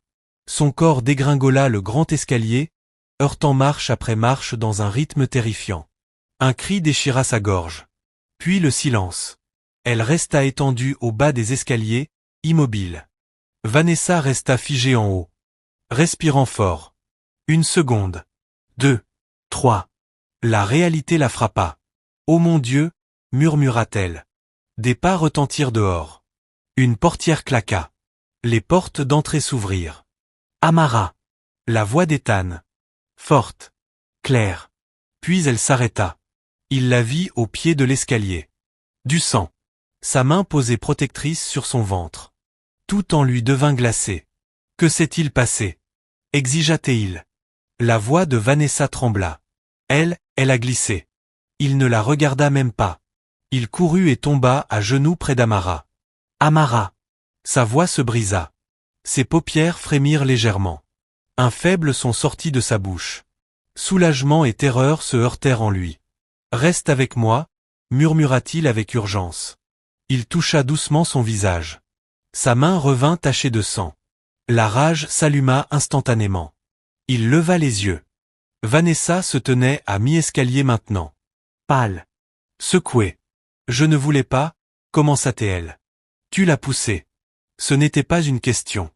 C'était une affirmation. J'étais en colère. Tu as poussé une femme enceinte dans les escaliers. Sa voix n'avait jamais sonné ainsi. Une fureur contrôlée. Le genre qui vibre dans le silence. Madame Lawson arriva en courant, haletante. Appelez une ambulance, ordonna Ethan. Puis il se corrigea immédiatement. Non. Oubliez. Il passa un bras sous les épaules d'Amara et l'autre sous ses jambes. Tiens bon, murmura-t-il.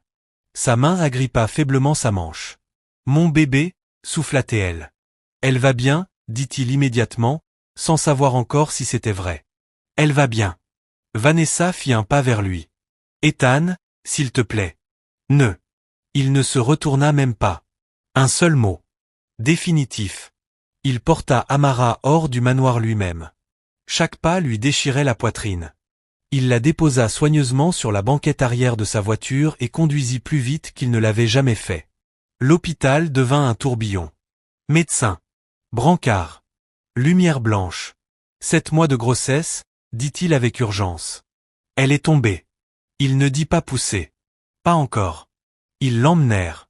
Et pour la première fois depuis des années, Ethan Cole se sentit totalement impuissant. Il resta dans le couloir de l'hôpital, les mains encore tachées du sang d'Amara. Les minutes semblèrent des heures. Vanessa arriva 20 minutes plus tard. Il la vit au bout du couloir. Et quelque chose en lui se ferma définitivement. Elle s'approcha prudemment. « Je suis désolé, murmura-t-elle. Il la regarda comme s'il ne la reconnaissait plus. Tu aurais pu les tuer. Des larmes remplirent ses yeux. J'ai perdu le contrôle. Donc voilà qui tu es quand tu perds le contrôle, dit-il froidement. Les mots coupèrent plus profondément qu'un cri. Je ne voulais pas que ça aille aussi loin. Mais c'est arrivé. Le silence s'étira. Puis il prononça les mots qui mirent fin à tout. C'est fini entre nous. Vanessa retint son souffle. Tu ne le penses pas. Si. Tu l'as choisi. Je choisis l'humanité. Ce fut le coup final. Vanessa resta figée pendant qu'il se détournait complètement d'elle. Elle avait perdu. Pas face à une rivale. Mais face à sa propre cruauté. Des heures plus tard, un médecin s'approcha. Elle est stable. Les genoux d'Ethan faillirent céder de soulagement. Et le bébé? La pause sembla interminable. Le bébé est en vie. Nous allons surveiller de près, mais pour l'instant elles sont toutes les deux stables. Ethan ferma les yeux et expira. Pour la première fois depuis qu'il avait franchi ses portes, il pouvait respirer. Dans la chambre d'hôpital, Amara était pâle et consciente. Quand il entra doucement, elle tourna légèrement la tête vers lui. « Tu es revenu ?» murmura-t-elle faiblement. « Je ne suis jamais parti, » répondit-il.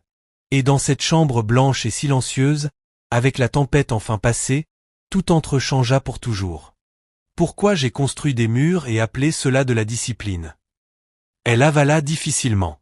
Tu ne me dois pas ces prises de conscience. Peut-être que si, répondit-il. L'air entre eux semblait différent maintenant. Ce n'était plus seulement de la gratitude. Ni seulement de la protection. Quelque chose de plus profond. Pourquoi es-tu resté? Demanda-t-elle doucement. Il fronça les sourcils. Que veux-tu dire? Tu aurais pu envoyer quelqu'un. Tu as du personnel, des chauffeurs, des assistants. Sa voix trembla légèrement. Mais c'est toi qui m'as porté. Il ne détourna pas le regard cette fois. Parce que quand je t'ai vu au bas de ces escaliers, sa voix se fit plus basse. Plus rien d'autre ne comptait.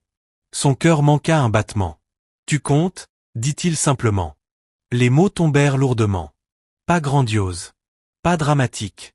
Juste vrai. Les larmes montèrent de nouveau dans ses yeux, mais elle les repoussa. Je ne suis qu'une employée, murmura-t-elle. Il se pencha légèrement vers elle. Tu n'as jamais été juste quoi que ce soit. Le silence retomba. Mais il n'était pas tendu. Il était vulnérable. Ethan, dit-elle doucement. C'était la première fois qu'elle utilisait son prénom dans cette chambre d'hôpital. Il se figea. Je ne veux pas être un remplacement, continua-t-elle prudemment. Ni un projet de sauvetage. Sa mâchoire se serra légèrement. Tu penses que c'est ça? Je ne sais pas ce que c'est, admit-elle. Lui non plus. Mais il savait ce que ce n'était pas. Ce n'est pas de la pitié, dit-il fermement. Et ce n'est pas une obligation. Il hésita, puis dit enfin la vérité qu'il évitait. C'est un choix. Sa poitrine se souleva lentement. Un choix? Oui. Ses yeux soutinrent les siens. Je choisis d'être ici. La pièce sembla se refermer autour d'eux.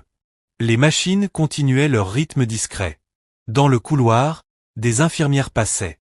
Mais à l'intérieur, tout se réduisait à cet instant. « Tu as failli perdre ta fille aujourd'hui » dit-elle doucement. « Notre fille » corrigea-t-il instinctivement. Les mots lui échappèrent sans calcul. Ils restèrent tous deux figés.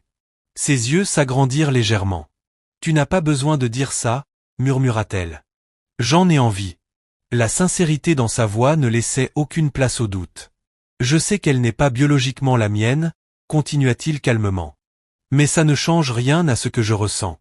Quelque chose en elle se dénoua. Pas de la peur. Mais la protection qu'elle avait construite autour d'elle pendant des mois. « Tu ne la connais même pas encore » dit-elle. « J'ai failli la perdre » répondit-il.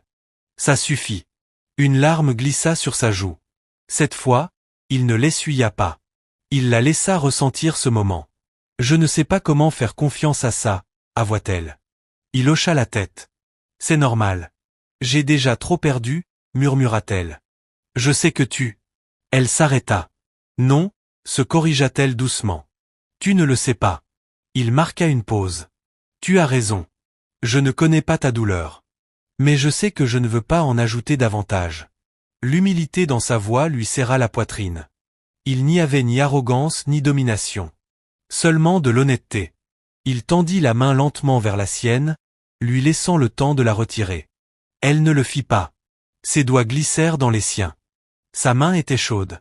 Stable. « Je ne vais pas te presser, » dit-il doucement. « Je ne te le demande pas, » répondit-elle. Un autre silence. Mais celui-ci ressemblait à un commencement. Après un moment, elle parla de nouveau. Est-ce qu'elle semblait désolée? Il ne réfléchit même pas. Elle semblait effrayée. Cette réponse lui dit tout. Est-ce qu'elle reviendra? Non. La certitude dans sa voix ne laissait aucune place au doute. Il n'était plus en colère. Il était résolu. « Je ne laisserai plus personne te faire du mal » dit-il doucement. Elle l'observa. Ça ressemble à une promesse. C'en est une. Ses doigts se resserrèrent légèrement autour des siens. « Tu ne contrôles pas tout » dit-elle doucement. « Non » admit-il. « Mais je peux contrôler qui a accès à ma vie. » Et il avait choisi. La porte s'ouvrit doucement lorsqu'une infirmière entra pour vérifier les moniteurs. « Tout semble stable » dit-elle avec un sourire. Le soulagement les envahit de nouveau. Quand elle partit, la pièce sembla plus légère. Ethan s'adossa légèrement à sa chaise mais ne lâcha pas sa main. « Tu devrais te reposer » dit-il. « Tu n'as pas dormi. »« Je vais bien. » Elle leva légèrement un sourcil. « Tu te pousses trop. » Il faillit rire. « Tu me rappelles quelqu'un. » Elle esquissa un faible sourire. « Peut-être que nous devons tous les deux apprendre. » Il observa son visage. Pâle, mais fort. « Tu n'es plus seul » dit-il. Les mots n'étaient pas spectaculaires. Pas des déclarations grandioses. Mais ils avaient du poids. Pendant des mois, elle s'était préparée à élever sa fille seule. À lutter en silence pour survivre. Et maintenant, elle ne savait pas encore à quoi ressemblerait l'avenir. Mais elle ne l'affronterait pas seule. Ses yeux se fermèrent lentement. L'épuisement finit par la gagner. Il resta assis, tenant toujours sa main tandis que sa respiration devenait régulière. La lumière douce de l'hôpital baignait la pièce. Ethan la regarda longtemps. Pas comme un milliardaire observant une responsabilité. Pas comme un homme sauvant quelqu'un de brisé. Mais comme quelqu'un qui venait de comprendre que la chose la plus précieuse qu'il avait failli perdre n'était ni l'argent, ni la réputation. C'était la femme forte et fragile qui dormait à côté de lui. Et l'enfant dont les battements de cœur avaient déjà lié leur vie d'une manière qu'aucun des deux ne pouvait défaire. À l'extérieur de la fenêtre de l'hôpital, la ville continuait comme toujours. Mais dans cette chambre silencieuse, un nouveau départ avait déjà pris racine. La guérison est plus lente que le chaos. Le chaos explose. La guérison s'attarde. Amara resta à l'hôpital 4 jours. 4 jours de surveillance. 4 jours d'infirmières vérifiant ses constantes. 4 jours où Ethan refusa de s'éloigner d'elle plus d'1 heure. Les médecins appelaient cela de la précaution. Ethan appelait cela nécessaire. Au 3e jour, la tension qui serrait sa poitrine commença à se relâcher. Le cœur du bébé restait fort. Pas de blessures internes. Pas de complications. Seulement des contusions et de l'épuisement. Physiquement, elle guérirait. Émotionnellement, c'était plus silencieux. Le 4e soir, la chambre d'hôpital était baignée par la lumière ambrée du coucher de soleil. Amara était maintenant assise, des oreillers soutenant son dos. Un plateau de nourriture intacte reposait à côté d'elle. Ethan se tenait près de la fenêtre, téléphone à la main. « Oui, déplacez la réunion à la semaine prochaine », dit-il calmement. « Non, je ne serai pas disponible demain non plus. » Il raccrocha et rangea son téléphone. « Tu reportes tout ?» observa-t-elle doucement. « Oui. Tu n'es pas obligé. Je le veux. » Elle l'étudia. « Je ne veux pas être la raison pour laquelle ton monde ralentit. » Il revint s'asseoir près de son lit. « Mon monde avait besoin de ralentir, dit-il. Tu m'as simplement forcé à le voir. » Le silence revint. Elle passa doucement ses doigts sur la couverture. « Vanessa ne t'a pas contacté ? » « Non. Tu es sûr que c'est vraiment fini ? » « Oui. » Aucune hésitation. Aucun regret. Seulement une finalité. Elle expira doucement. « Je ne veux pas être la femme pour laquelle quelqu'un en quitte une autre, » murmura-t-elle. Il fronça les sourcils. « Tu ne le es pas. C'est ce que ça donne l'impression. » Il se pencha en avant. « Vanessa ne m'a pas perdu à cause de toi, » dit-il. « Elle m'a perdu parce qu'elle m'a montré qui elle était. Et moi, qu'est-ce que je suis ?» demanda Amara doucement. Il la regarda longtemps avant de répondre. « Tu es honnête. » Elle attendit. « Tu es forte alors que tu pourrais être amère. » Ses yeux se baissèrent légèrement. « Tu me défies. » Un léger sourire apparut sur ses lèvres. « Ça ne finit pas toujours bien. » « Pour qui ? » ?»« Pour les hommes puissants. » Il rit presque. « Tu me vois encore comme ça. Tu le es. » Il secoua légèrement la tête. « Pas ici. » L'air était intime maintenant. Dépouillé des titres. Dépouillé des rôles. Juste deux personnes essayant de comprendre quelque chose qu'aucun d'eux n'avait prévu. Plus tard dans la nuit, après que l'infirmière eut baissé les lumières, Amara ne parvenait pas à dormir. Le plafond blanc de l'hôpital semblait trop silencieux. Ses pensées étaient plus fortes dans le calme. « Ethan » murmura-t-elle. Il se redressa immédiatement du fauteuil où il avait insisté pour rester. « Je suis là. » Elle hésita. « J'ai peur. » Il ne minimisa pas. « De quoi ? » « De faire confiance à ça. » Il se leva et revint près d'elle. « C'est normal. J'ai déjà fait confiance. Et ça t'a brisé. » Elle hocha légèrement la tête. « Pas seulement lui, » dit-elle doucement. « La vie. Les circonstances. L'espoir. » Il écouta sans l'interrompre. « J'ai appris à ne rien attendre, » continua-t-elle. « Ça fait moins mal. » Il inspira lentement. « Je ne veux pas être quelqu'un dont tu n'attends rien. C'est justement ce qui rend ça dangereux, » murmura-t-elle. Il reprit sa main. Cette fois, elle entrelaça complètement ses doigts avec les siens. « Je ne promets pas la perfection, » dit-il doucement. « Je ne promets pas de ne jamais faire d'erreur. » Elle apprécia qu'il ne promette pas un rêve irréaliste. « Mais je promets de ne jamais te traiter comme si tu étais remplaçable. » Sa gorge se serra. « Et ma fille ? » Notre fille, corrigea-t-il encore doucement. Cette fois, elle ne protesta pas. « Je ne disparaîtrai pas, » dit-il fermement. « Je ne me réveillerai pas un jour en décidant que je ne suis pas prêt. » Son souffle trembla. « Pourquoi ?» Sa mâchoire se serra légèrement. « Parce que quand je t'ai vu tomber, j'ai compris que te perdre détruirait quelque chose en moi que je ne saurais pas reconstruire. » La vulnérabilité dans sa voix était brute. Elle serra légèrement sa main. « Tu me connais à peine, » murmura-t-elle.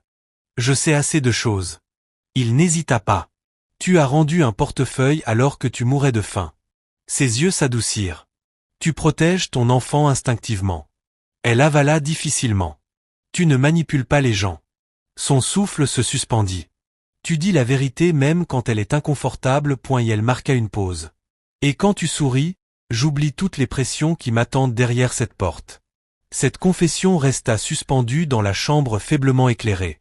Elle cligna rapidement des yeux, submergée. « Tu ne dis pas ça parce que tu te sens responsable ? » demanda-t-elle. « Non. » « Tu ne dis pas ça parce que tu viens de mettre fin à autre chose ? » ?»« Non. » Il soutint son regard avec assurance. « Je dis ça parce qu'entre cette nuit pluvieuse et cet escalier, tu es devenue importante pour moi. » Sa poitrine se souleva lentement. « Et toi ?» murmura-t-elle, Tu es devenu quelqu'un avec qui je me sens en sécurité.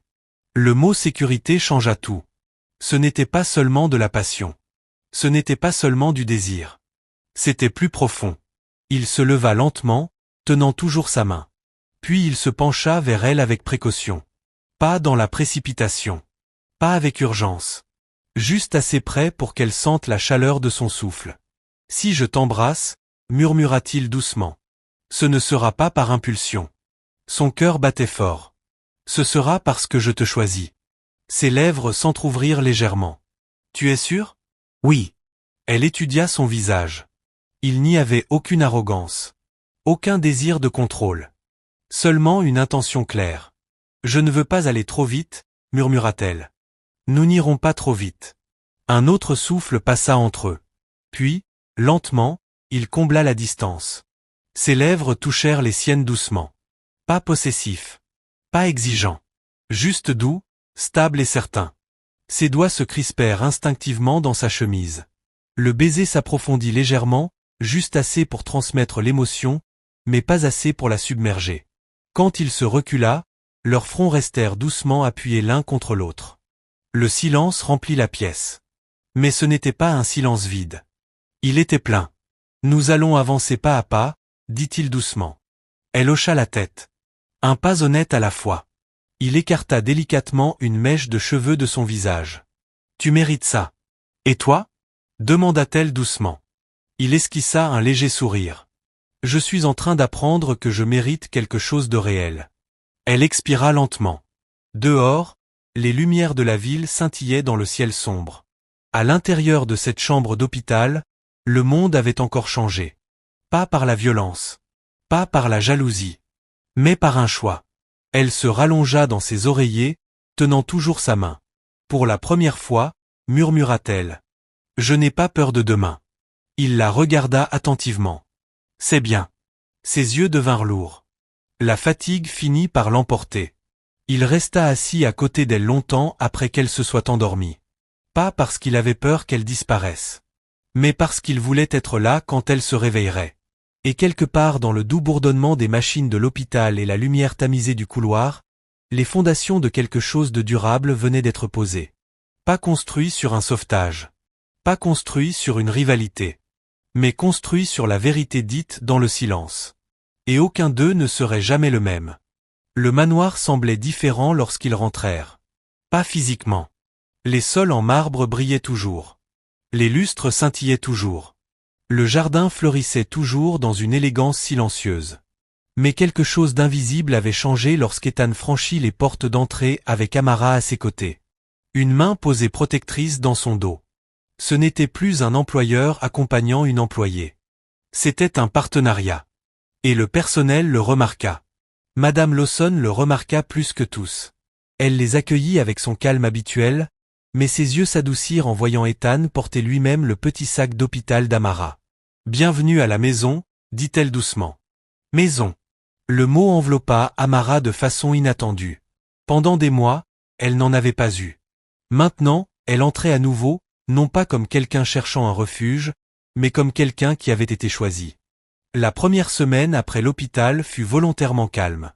Ethan déplaça ses réunions en appels virtuels. Il raccourcit ses journées de travail. Il évita les déplacements inutiles. Et pour la première fois depuis des années, il commença à passer ses soirées sans téléphone à la main. Amara observa ces changements par petites touches. L'ordinateur portable fermé plus tôt. La cravate retirée sans tension. Et la façon dont il s'asseyait à côté d'elle dans le jardin sans regarder ses notifications. Tu es en train de t'adapter, observa-t-elle un soir sous l'amandier. Il la regarda de côté. C'est ta voix de professeur? Elle sourit légèrement. Peut-être. Il s'appuya contre le banc. C'est étrange, ralentir. Oui. Tu détestes ça? Il réfléchit un instant. Non, admit-il. Je n'y suis juste pas habitué. Elle bougea légèrement en grimaçant lorsque le bébé donna un coup puissant. Son attention se tourna immédiatement vers elle. Elle est très active aujourd'hui. Elle est toujours active, répondit Amara en riant doucement. Elle n'aime pas être ignorée. Il posa doucement sa main sur son ventre. Le mouvement le figea. Cette sensation protectrice revint. J'ai réfléchi à des prénoms, dit-il. Son sourcil se leva. Ah oui? Oui. Ça a l'air sérieux. Ça l'est. Elle l'observa. Alors, tu as trouvé quoi? Il hésita. Un prénom qui signifie lumière. Ses yeux s'adoucirent. Pourquoi la lumière? Parce qu'elle est la raison pour laquelle je vois les choses différemment maintenant. Sa gorge se serra. Tu n'as pas besoin de mettre du symbolisme dans tout, dit-elle doucement. J'en ai envie. Elle posa doucement sa tête sur son épaule, prudemment, comme pour tester si c'était permis. Il ne s'éloigna pas. Au contraire, il posa brièvement sa joue contre ses cheveux. Le jardin garda leur silence avec tendresse. Mais l'amour en privé et l'amour en public sont deux batailles différentes. Le premier test arriva plus vite que prévu. 2 semaines après leur retour, Ethan reçut une invitation à un gala de charité très prestigieux. Celui auquel lui et Vanessa assistaient chaque année. Il resta longtemps à regarder l'enveloppe. Tu n'es pas obligé d'y aller, dit doucement Amara depuis l'autre côté de la pièce.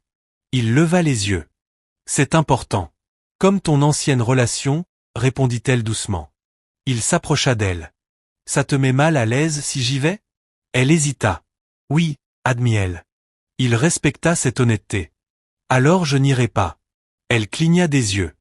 Tu n'as pas besoin d'annuler tout à cause de moi. Je n'annule pas à cause de toi, dit-il calmement. Je choisis la paix. Les gens vont parler. Les gens parlent toujours. Elle expira lentement. Je ne veux pas me cacher. Il se rapprocha. Alors ne te cache pas. Ses yeux sondèrent les siens. Tu es sûr? Il hocha la tête.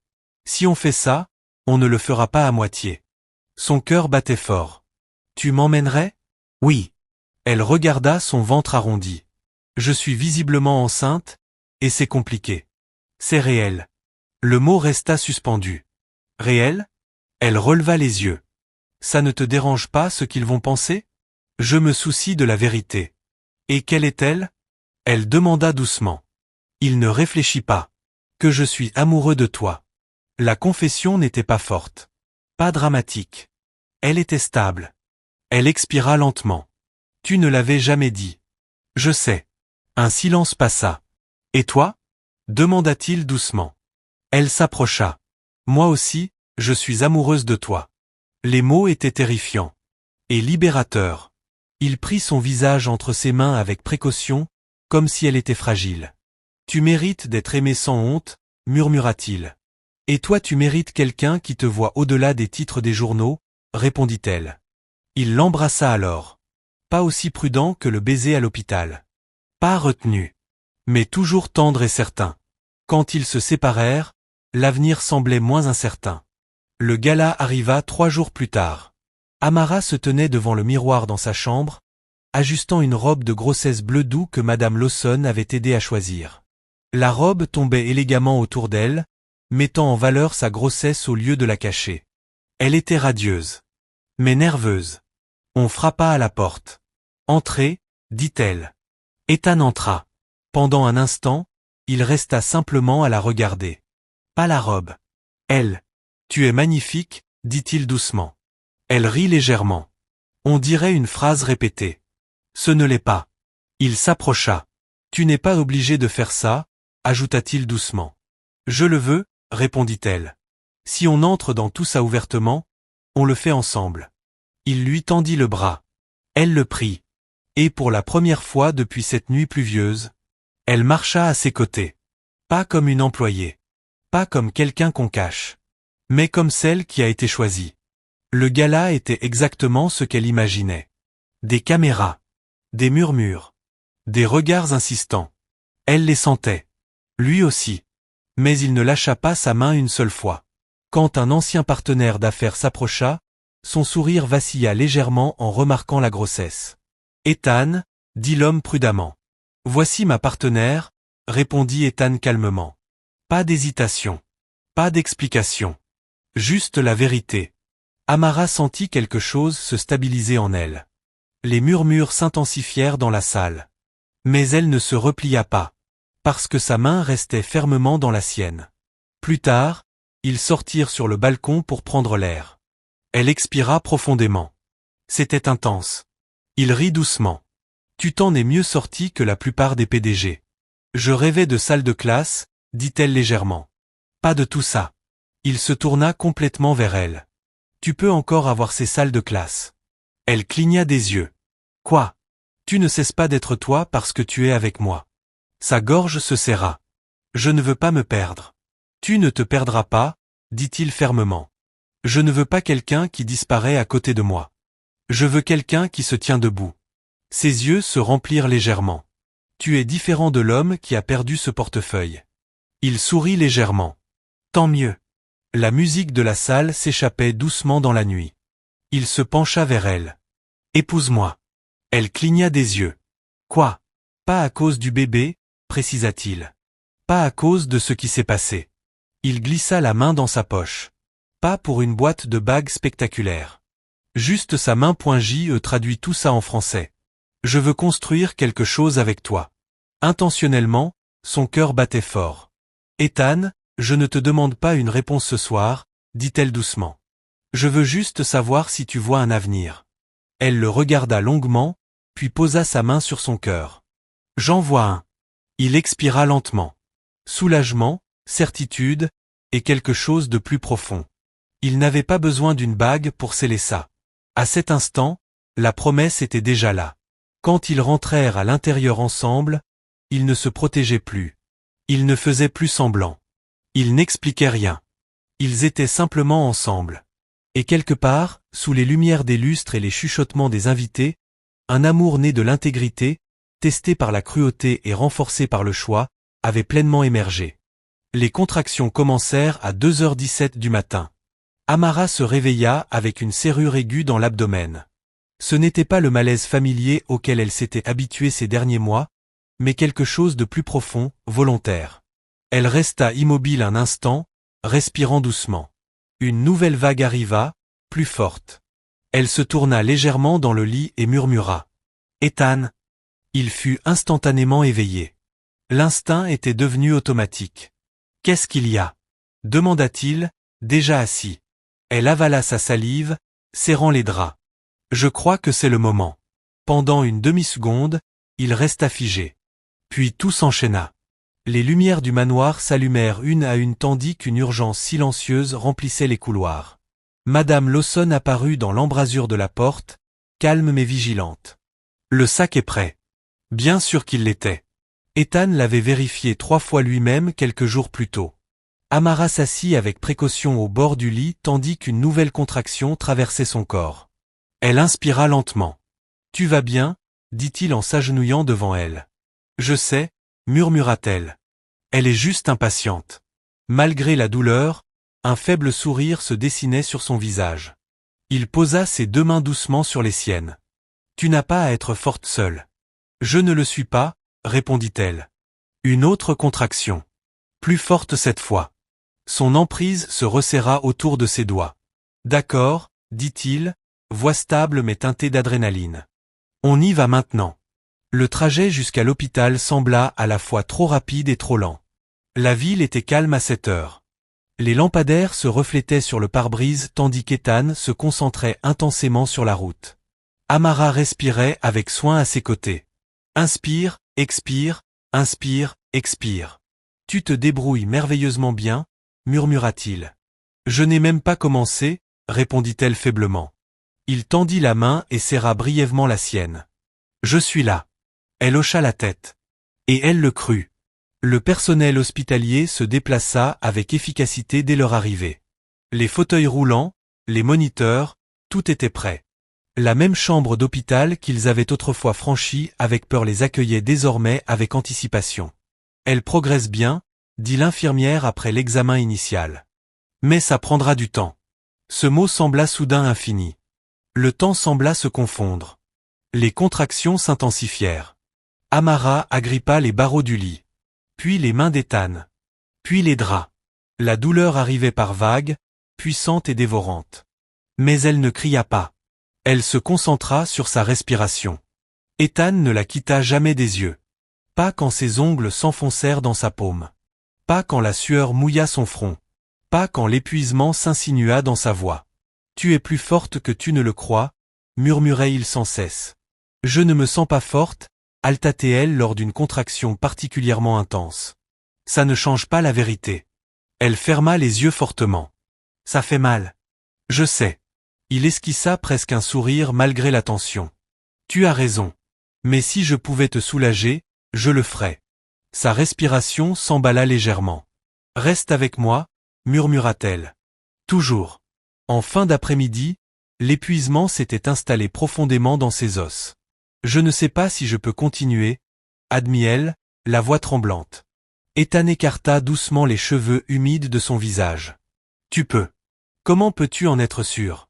Parce que tu as survécu à pire. Des larmes glissèrent au coin de ses yeux. Ce n'est pas juste. Non, acquiesça-t-il doucement. Ce n'est pas juste.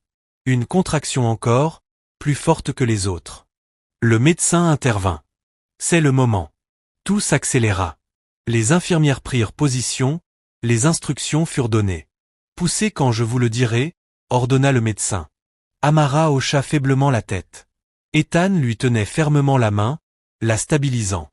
La première poussée sembla être un feu déchirant à travers son corps. Elle cria, brute et sans filtre. Voilà. Encouragea le médecin. Encore une fois. Elle secoua faiblement la tête. Je n'y arrive pas. Tu peux, dit Ethan immédiatement. Regarde-moi.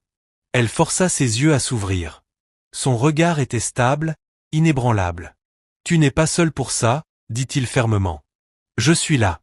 Elle inspira profondément et poussa encore. Le temps se fractura en efforts, souffle, douleur, encouragement, puis un cri, aigu et vif. La pièce s'arrêta une seconde sacrée, puis se remplit de sons.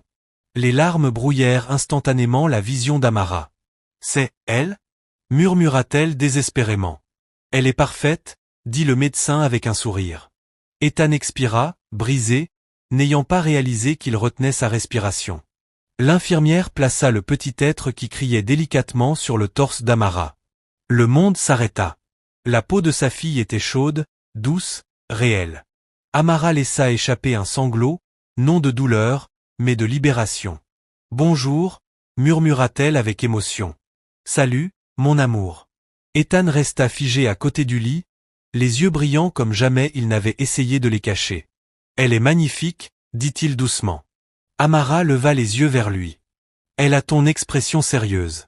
Il rit doucement, submergé. J'espère que non. Les petits doigts du bébé se refermèrent instinctivement contre la peau d'Amara. Une force ancienne et puissante s'installa dans la pièce. La vie, pure et indéniable. Après que les infirmières l'eurent nettoyé et pesé, elles placèrent le bébé dans les bras d'Ethan. Il hésita une seconde avant de l'accepter. Elle était incroyablement petite, fragile, et pourtant le poids de sa présence changeait tout. Il regarda son minuscule visage et quelque chose en lui changea définitivement. Bonjour, murmura-t-il doucement. Je t'ai attendu.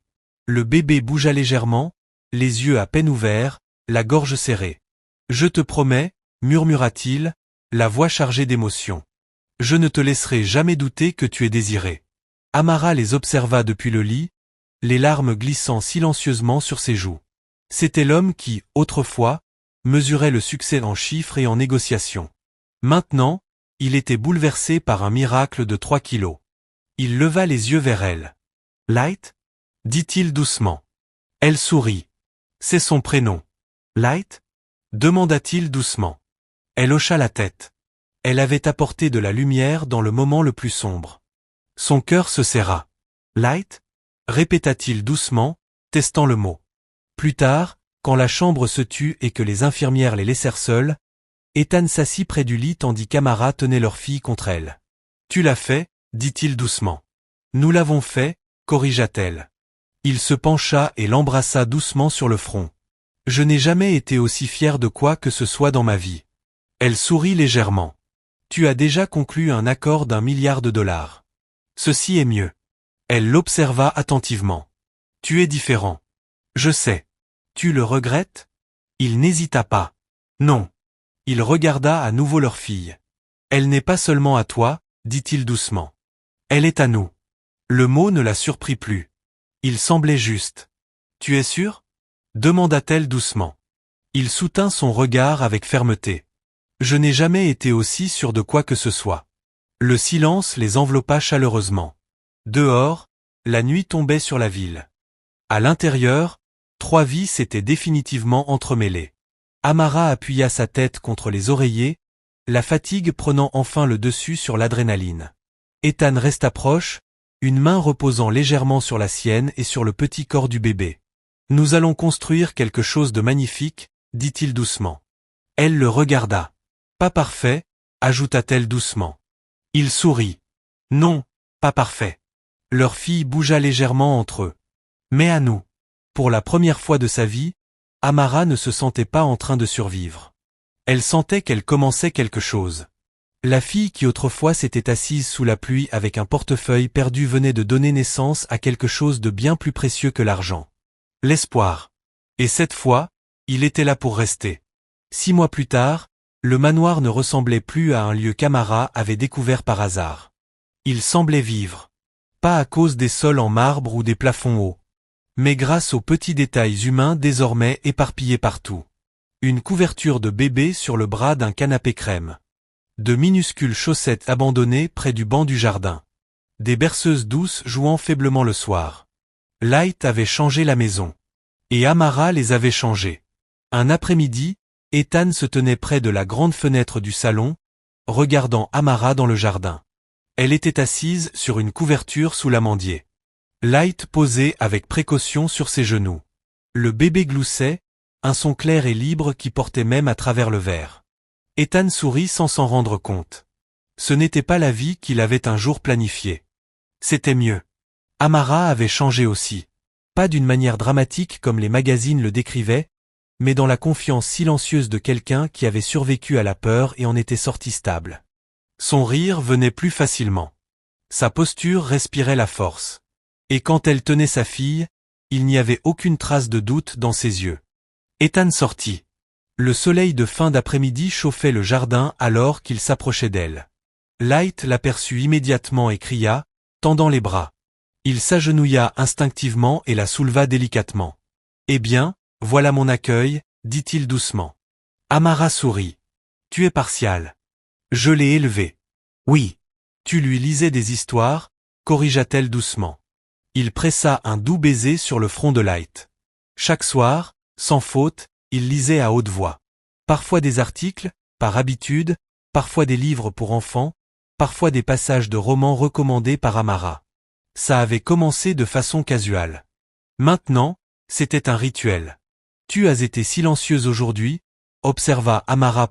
Et elle hésita. « Il y a quelque chose que je voulais te demander. » Son sourcil se haussa légèrement. « Ça a l'air sérieux. » « Ça l'est. » Il s'assit à côté d'elle sur la couverture.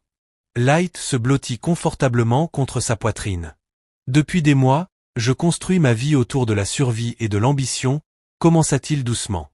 Mais je ne veux pas construire ce prochain chapitre sans intention. » Elle l'observa attentivement. « Je t'ai déjà demandé une fois, continua-t-il doucement. Mais cette fois, je veux demander correctement. » Son cœur fit un bond. Il déposa doucement Light dans ses bras et se leva. Puis, sans spectacle, sans geste dramatique, il se mit à genoux. Le souffle d'Amara se bloqua instantanément. Il plongea la main dans sa poche, et cette fois, il y avait une bague. Simple, élégante, intentionnelle. « Je ne veux pas t'épouser à cause de ce qui s'est passé, dit-il calmement. Ni à cause de Light, ni parce que ça aurait du sens. » Ses yeux se remplirent de larmes lentement. « Je veux t'épouser parce que tu as choisi l'honnêteté quand il aurait été plus facile de ne pas le faire. Parce que tu me pousses à être présent. Parce que tu as transformé une maison en foyer, sa voix s'adoucit. Parce que je t'aime. » Une larme glissa sur sa joue. « Tu n'as pas besoin de t'agenouiller pour moi, » murmura-t-elle d'une voix tremblante. « Je veux le faire. » Le jardin semblait suspendu dans le temps. « Amara, dit-il doucement. Veux-tu m'épouser » Elle le regarda. Vraiment ? Elle regarda l'homme qu'il avait porté lorsqu'elle était tombée. L'homme qu'il avait choisi publiquement. L'homme qui tenait sa fille comme si elle avait toujours été la sienne. Oui, murmura-t-elle. Un soulagement et une joie éclatèrent simultanément sur son visage. Il glissa la bague à son doigt, puis se redressa et la prit doucement dans ses bras. Light s'agita joyeusement entre eux, criant comme pour approuver la décision.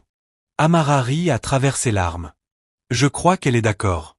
Elle a un excellent jugement, répondit-il. Le mariage fut petit, intime, intentionnel, pas de presse, pas de grand spectacle, juste des gens importants pour eux. Madame Lawson pleura silencieusement pendant les vœux. Quelques amis proches du cercle d'affaires d'Ethan étaient présents, ceux qui avaient observé sa transformation avec surprise et respect silencieux. Amara portait une robe blanche simple qui tombait doucement sur sa silhouette. Elle n'avait pas besoin d'extravagance. Elle avait besoin de sincérité. Elle descendit l'allée, cette fois pas seule, mais avec Light soigneusement porté dans ses bras. Ethan sentit quelque chose se poser profondément dans sa poitrine. La paix. Lorsqu'elle arriva à lui, il prit Light doucement et la confia à Madame Lawson avant de prendre les mains d'Amara dans les siennes. L'officiant parla doucement, mais Ethan n'entendit presque pas ces mots. Tout ce qu'il voyait était la femme qui s'était tenue sous la pluie, choisissant l'intégrité plutôt que le désespoir. « Je te promets, dit-il à son tour, voix stable mais émue, de ne jamais te faire douter de ta valeur. » Ses doigts se serrèrent autour des siens. « Je te le promets, répondit-elle, de rester à tes côtés, et non derrière toi. » Il n'y avait pas besoin de déclarations élaborées. Ils avaient déjà prouvé leur engagement dans des moments bien plus difficiles. Quand ils s'embrassèrent, ce n'était pas pour la galerie. C'était la confirmation. La vie après le mariage ne devint pas parfaite. Light pleurait à des heures inopportunes. Ethan avait encore du mal à se détacher complètement du travail. Amara connaissait encore des moments de peur quand tout semblait trop beau. Mais ils faisaient face à ces moments ensemble. Un soir, quelques mois plus tard, Amara se tenait dans la chambre de Light et regardait Ethan bercer doucement leur fille pour l'endormir. « Tu n'avais jamais imaginé ça, n'est-ce pas ?» demanda-t-elle doucement. Il sourit légèrement. « Non. Et toi, la vie d'avant te manque ?» Il réfléchit un instant. « Non, dit-il enfin. J'avais du succès, mais je n'étais pas épanoui. » Elle s'appuya contre l'encadrement de la porte. « Tu as trouvé l'épanouissement dans le chaos. Je l'ai trouvé en toi, corrigea-t-il doucement. Elle s'approcha et posa brièvement sa tête contre son épaule. « Tu l'as trouvé parce que tu étais prête. » Il regarda leur fille. « Et parce que tu as rendu un portefeuille, dit-elle en riant doucement. Cette petite décision. » Elle n'était pas petite, répondit-il. C'était tout. Des années plus tard, Light entendrait cette histoire. Comment sa mère s'était assise un jour sous la pluie, sans rien. Comment elle trouva de l'argent qui aurait pu changer sa vie instantanément et choisit l'intégrité à la place. Comment ce simple geste changea le cours du destin. Il lui raconterait pas comme un conte de fées, mais comme une vérité. C'est ce que tu fais quand personne ne regarde, dirait Ethan doucement à mesure qu'elle grandissait. Et l'amour, ajouterait Amara. C'est ce qui grandit quand tu choisis l'honnêteté plutôt que la peur. Light grandirait entouré de chaleur, pas seulement de richesse. Chaleur. Le manoir résonnerait de rire plutôt que de silence. Le jardin accueillerait des anniversaires et des soirées calmes. L'escalier qui portait autrefois la douleur transporterait désormais de petits pas courant en haut et en bas.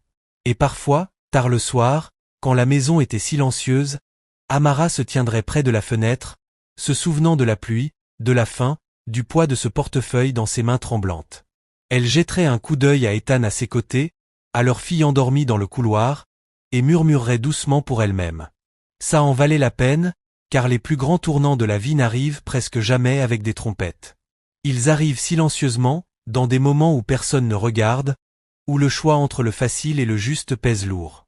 Et parfois, choisir le juste ne change pas seulement tes circonstances, ça change ton destin. La fille qui n'avait autrefois rien n'avait maintenant tout ce qui comptait. Non pas parce qu'on l'avait sauvée, mais parce qu'elle avait refusé de se perdre. Et ce faisant, elle trouva l'amour. Elle trouva la famille. Elle trouva Light. Et cette fois, ça resta point merci d'avoir regardé. Si vous avez aimé cette histoire, abonnez-vous à cette chaîne et dites-nous d'où vous regardez. Passez une merveilleuse journée.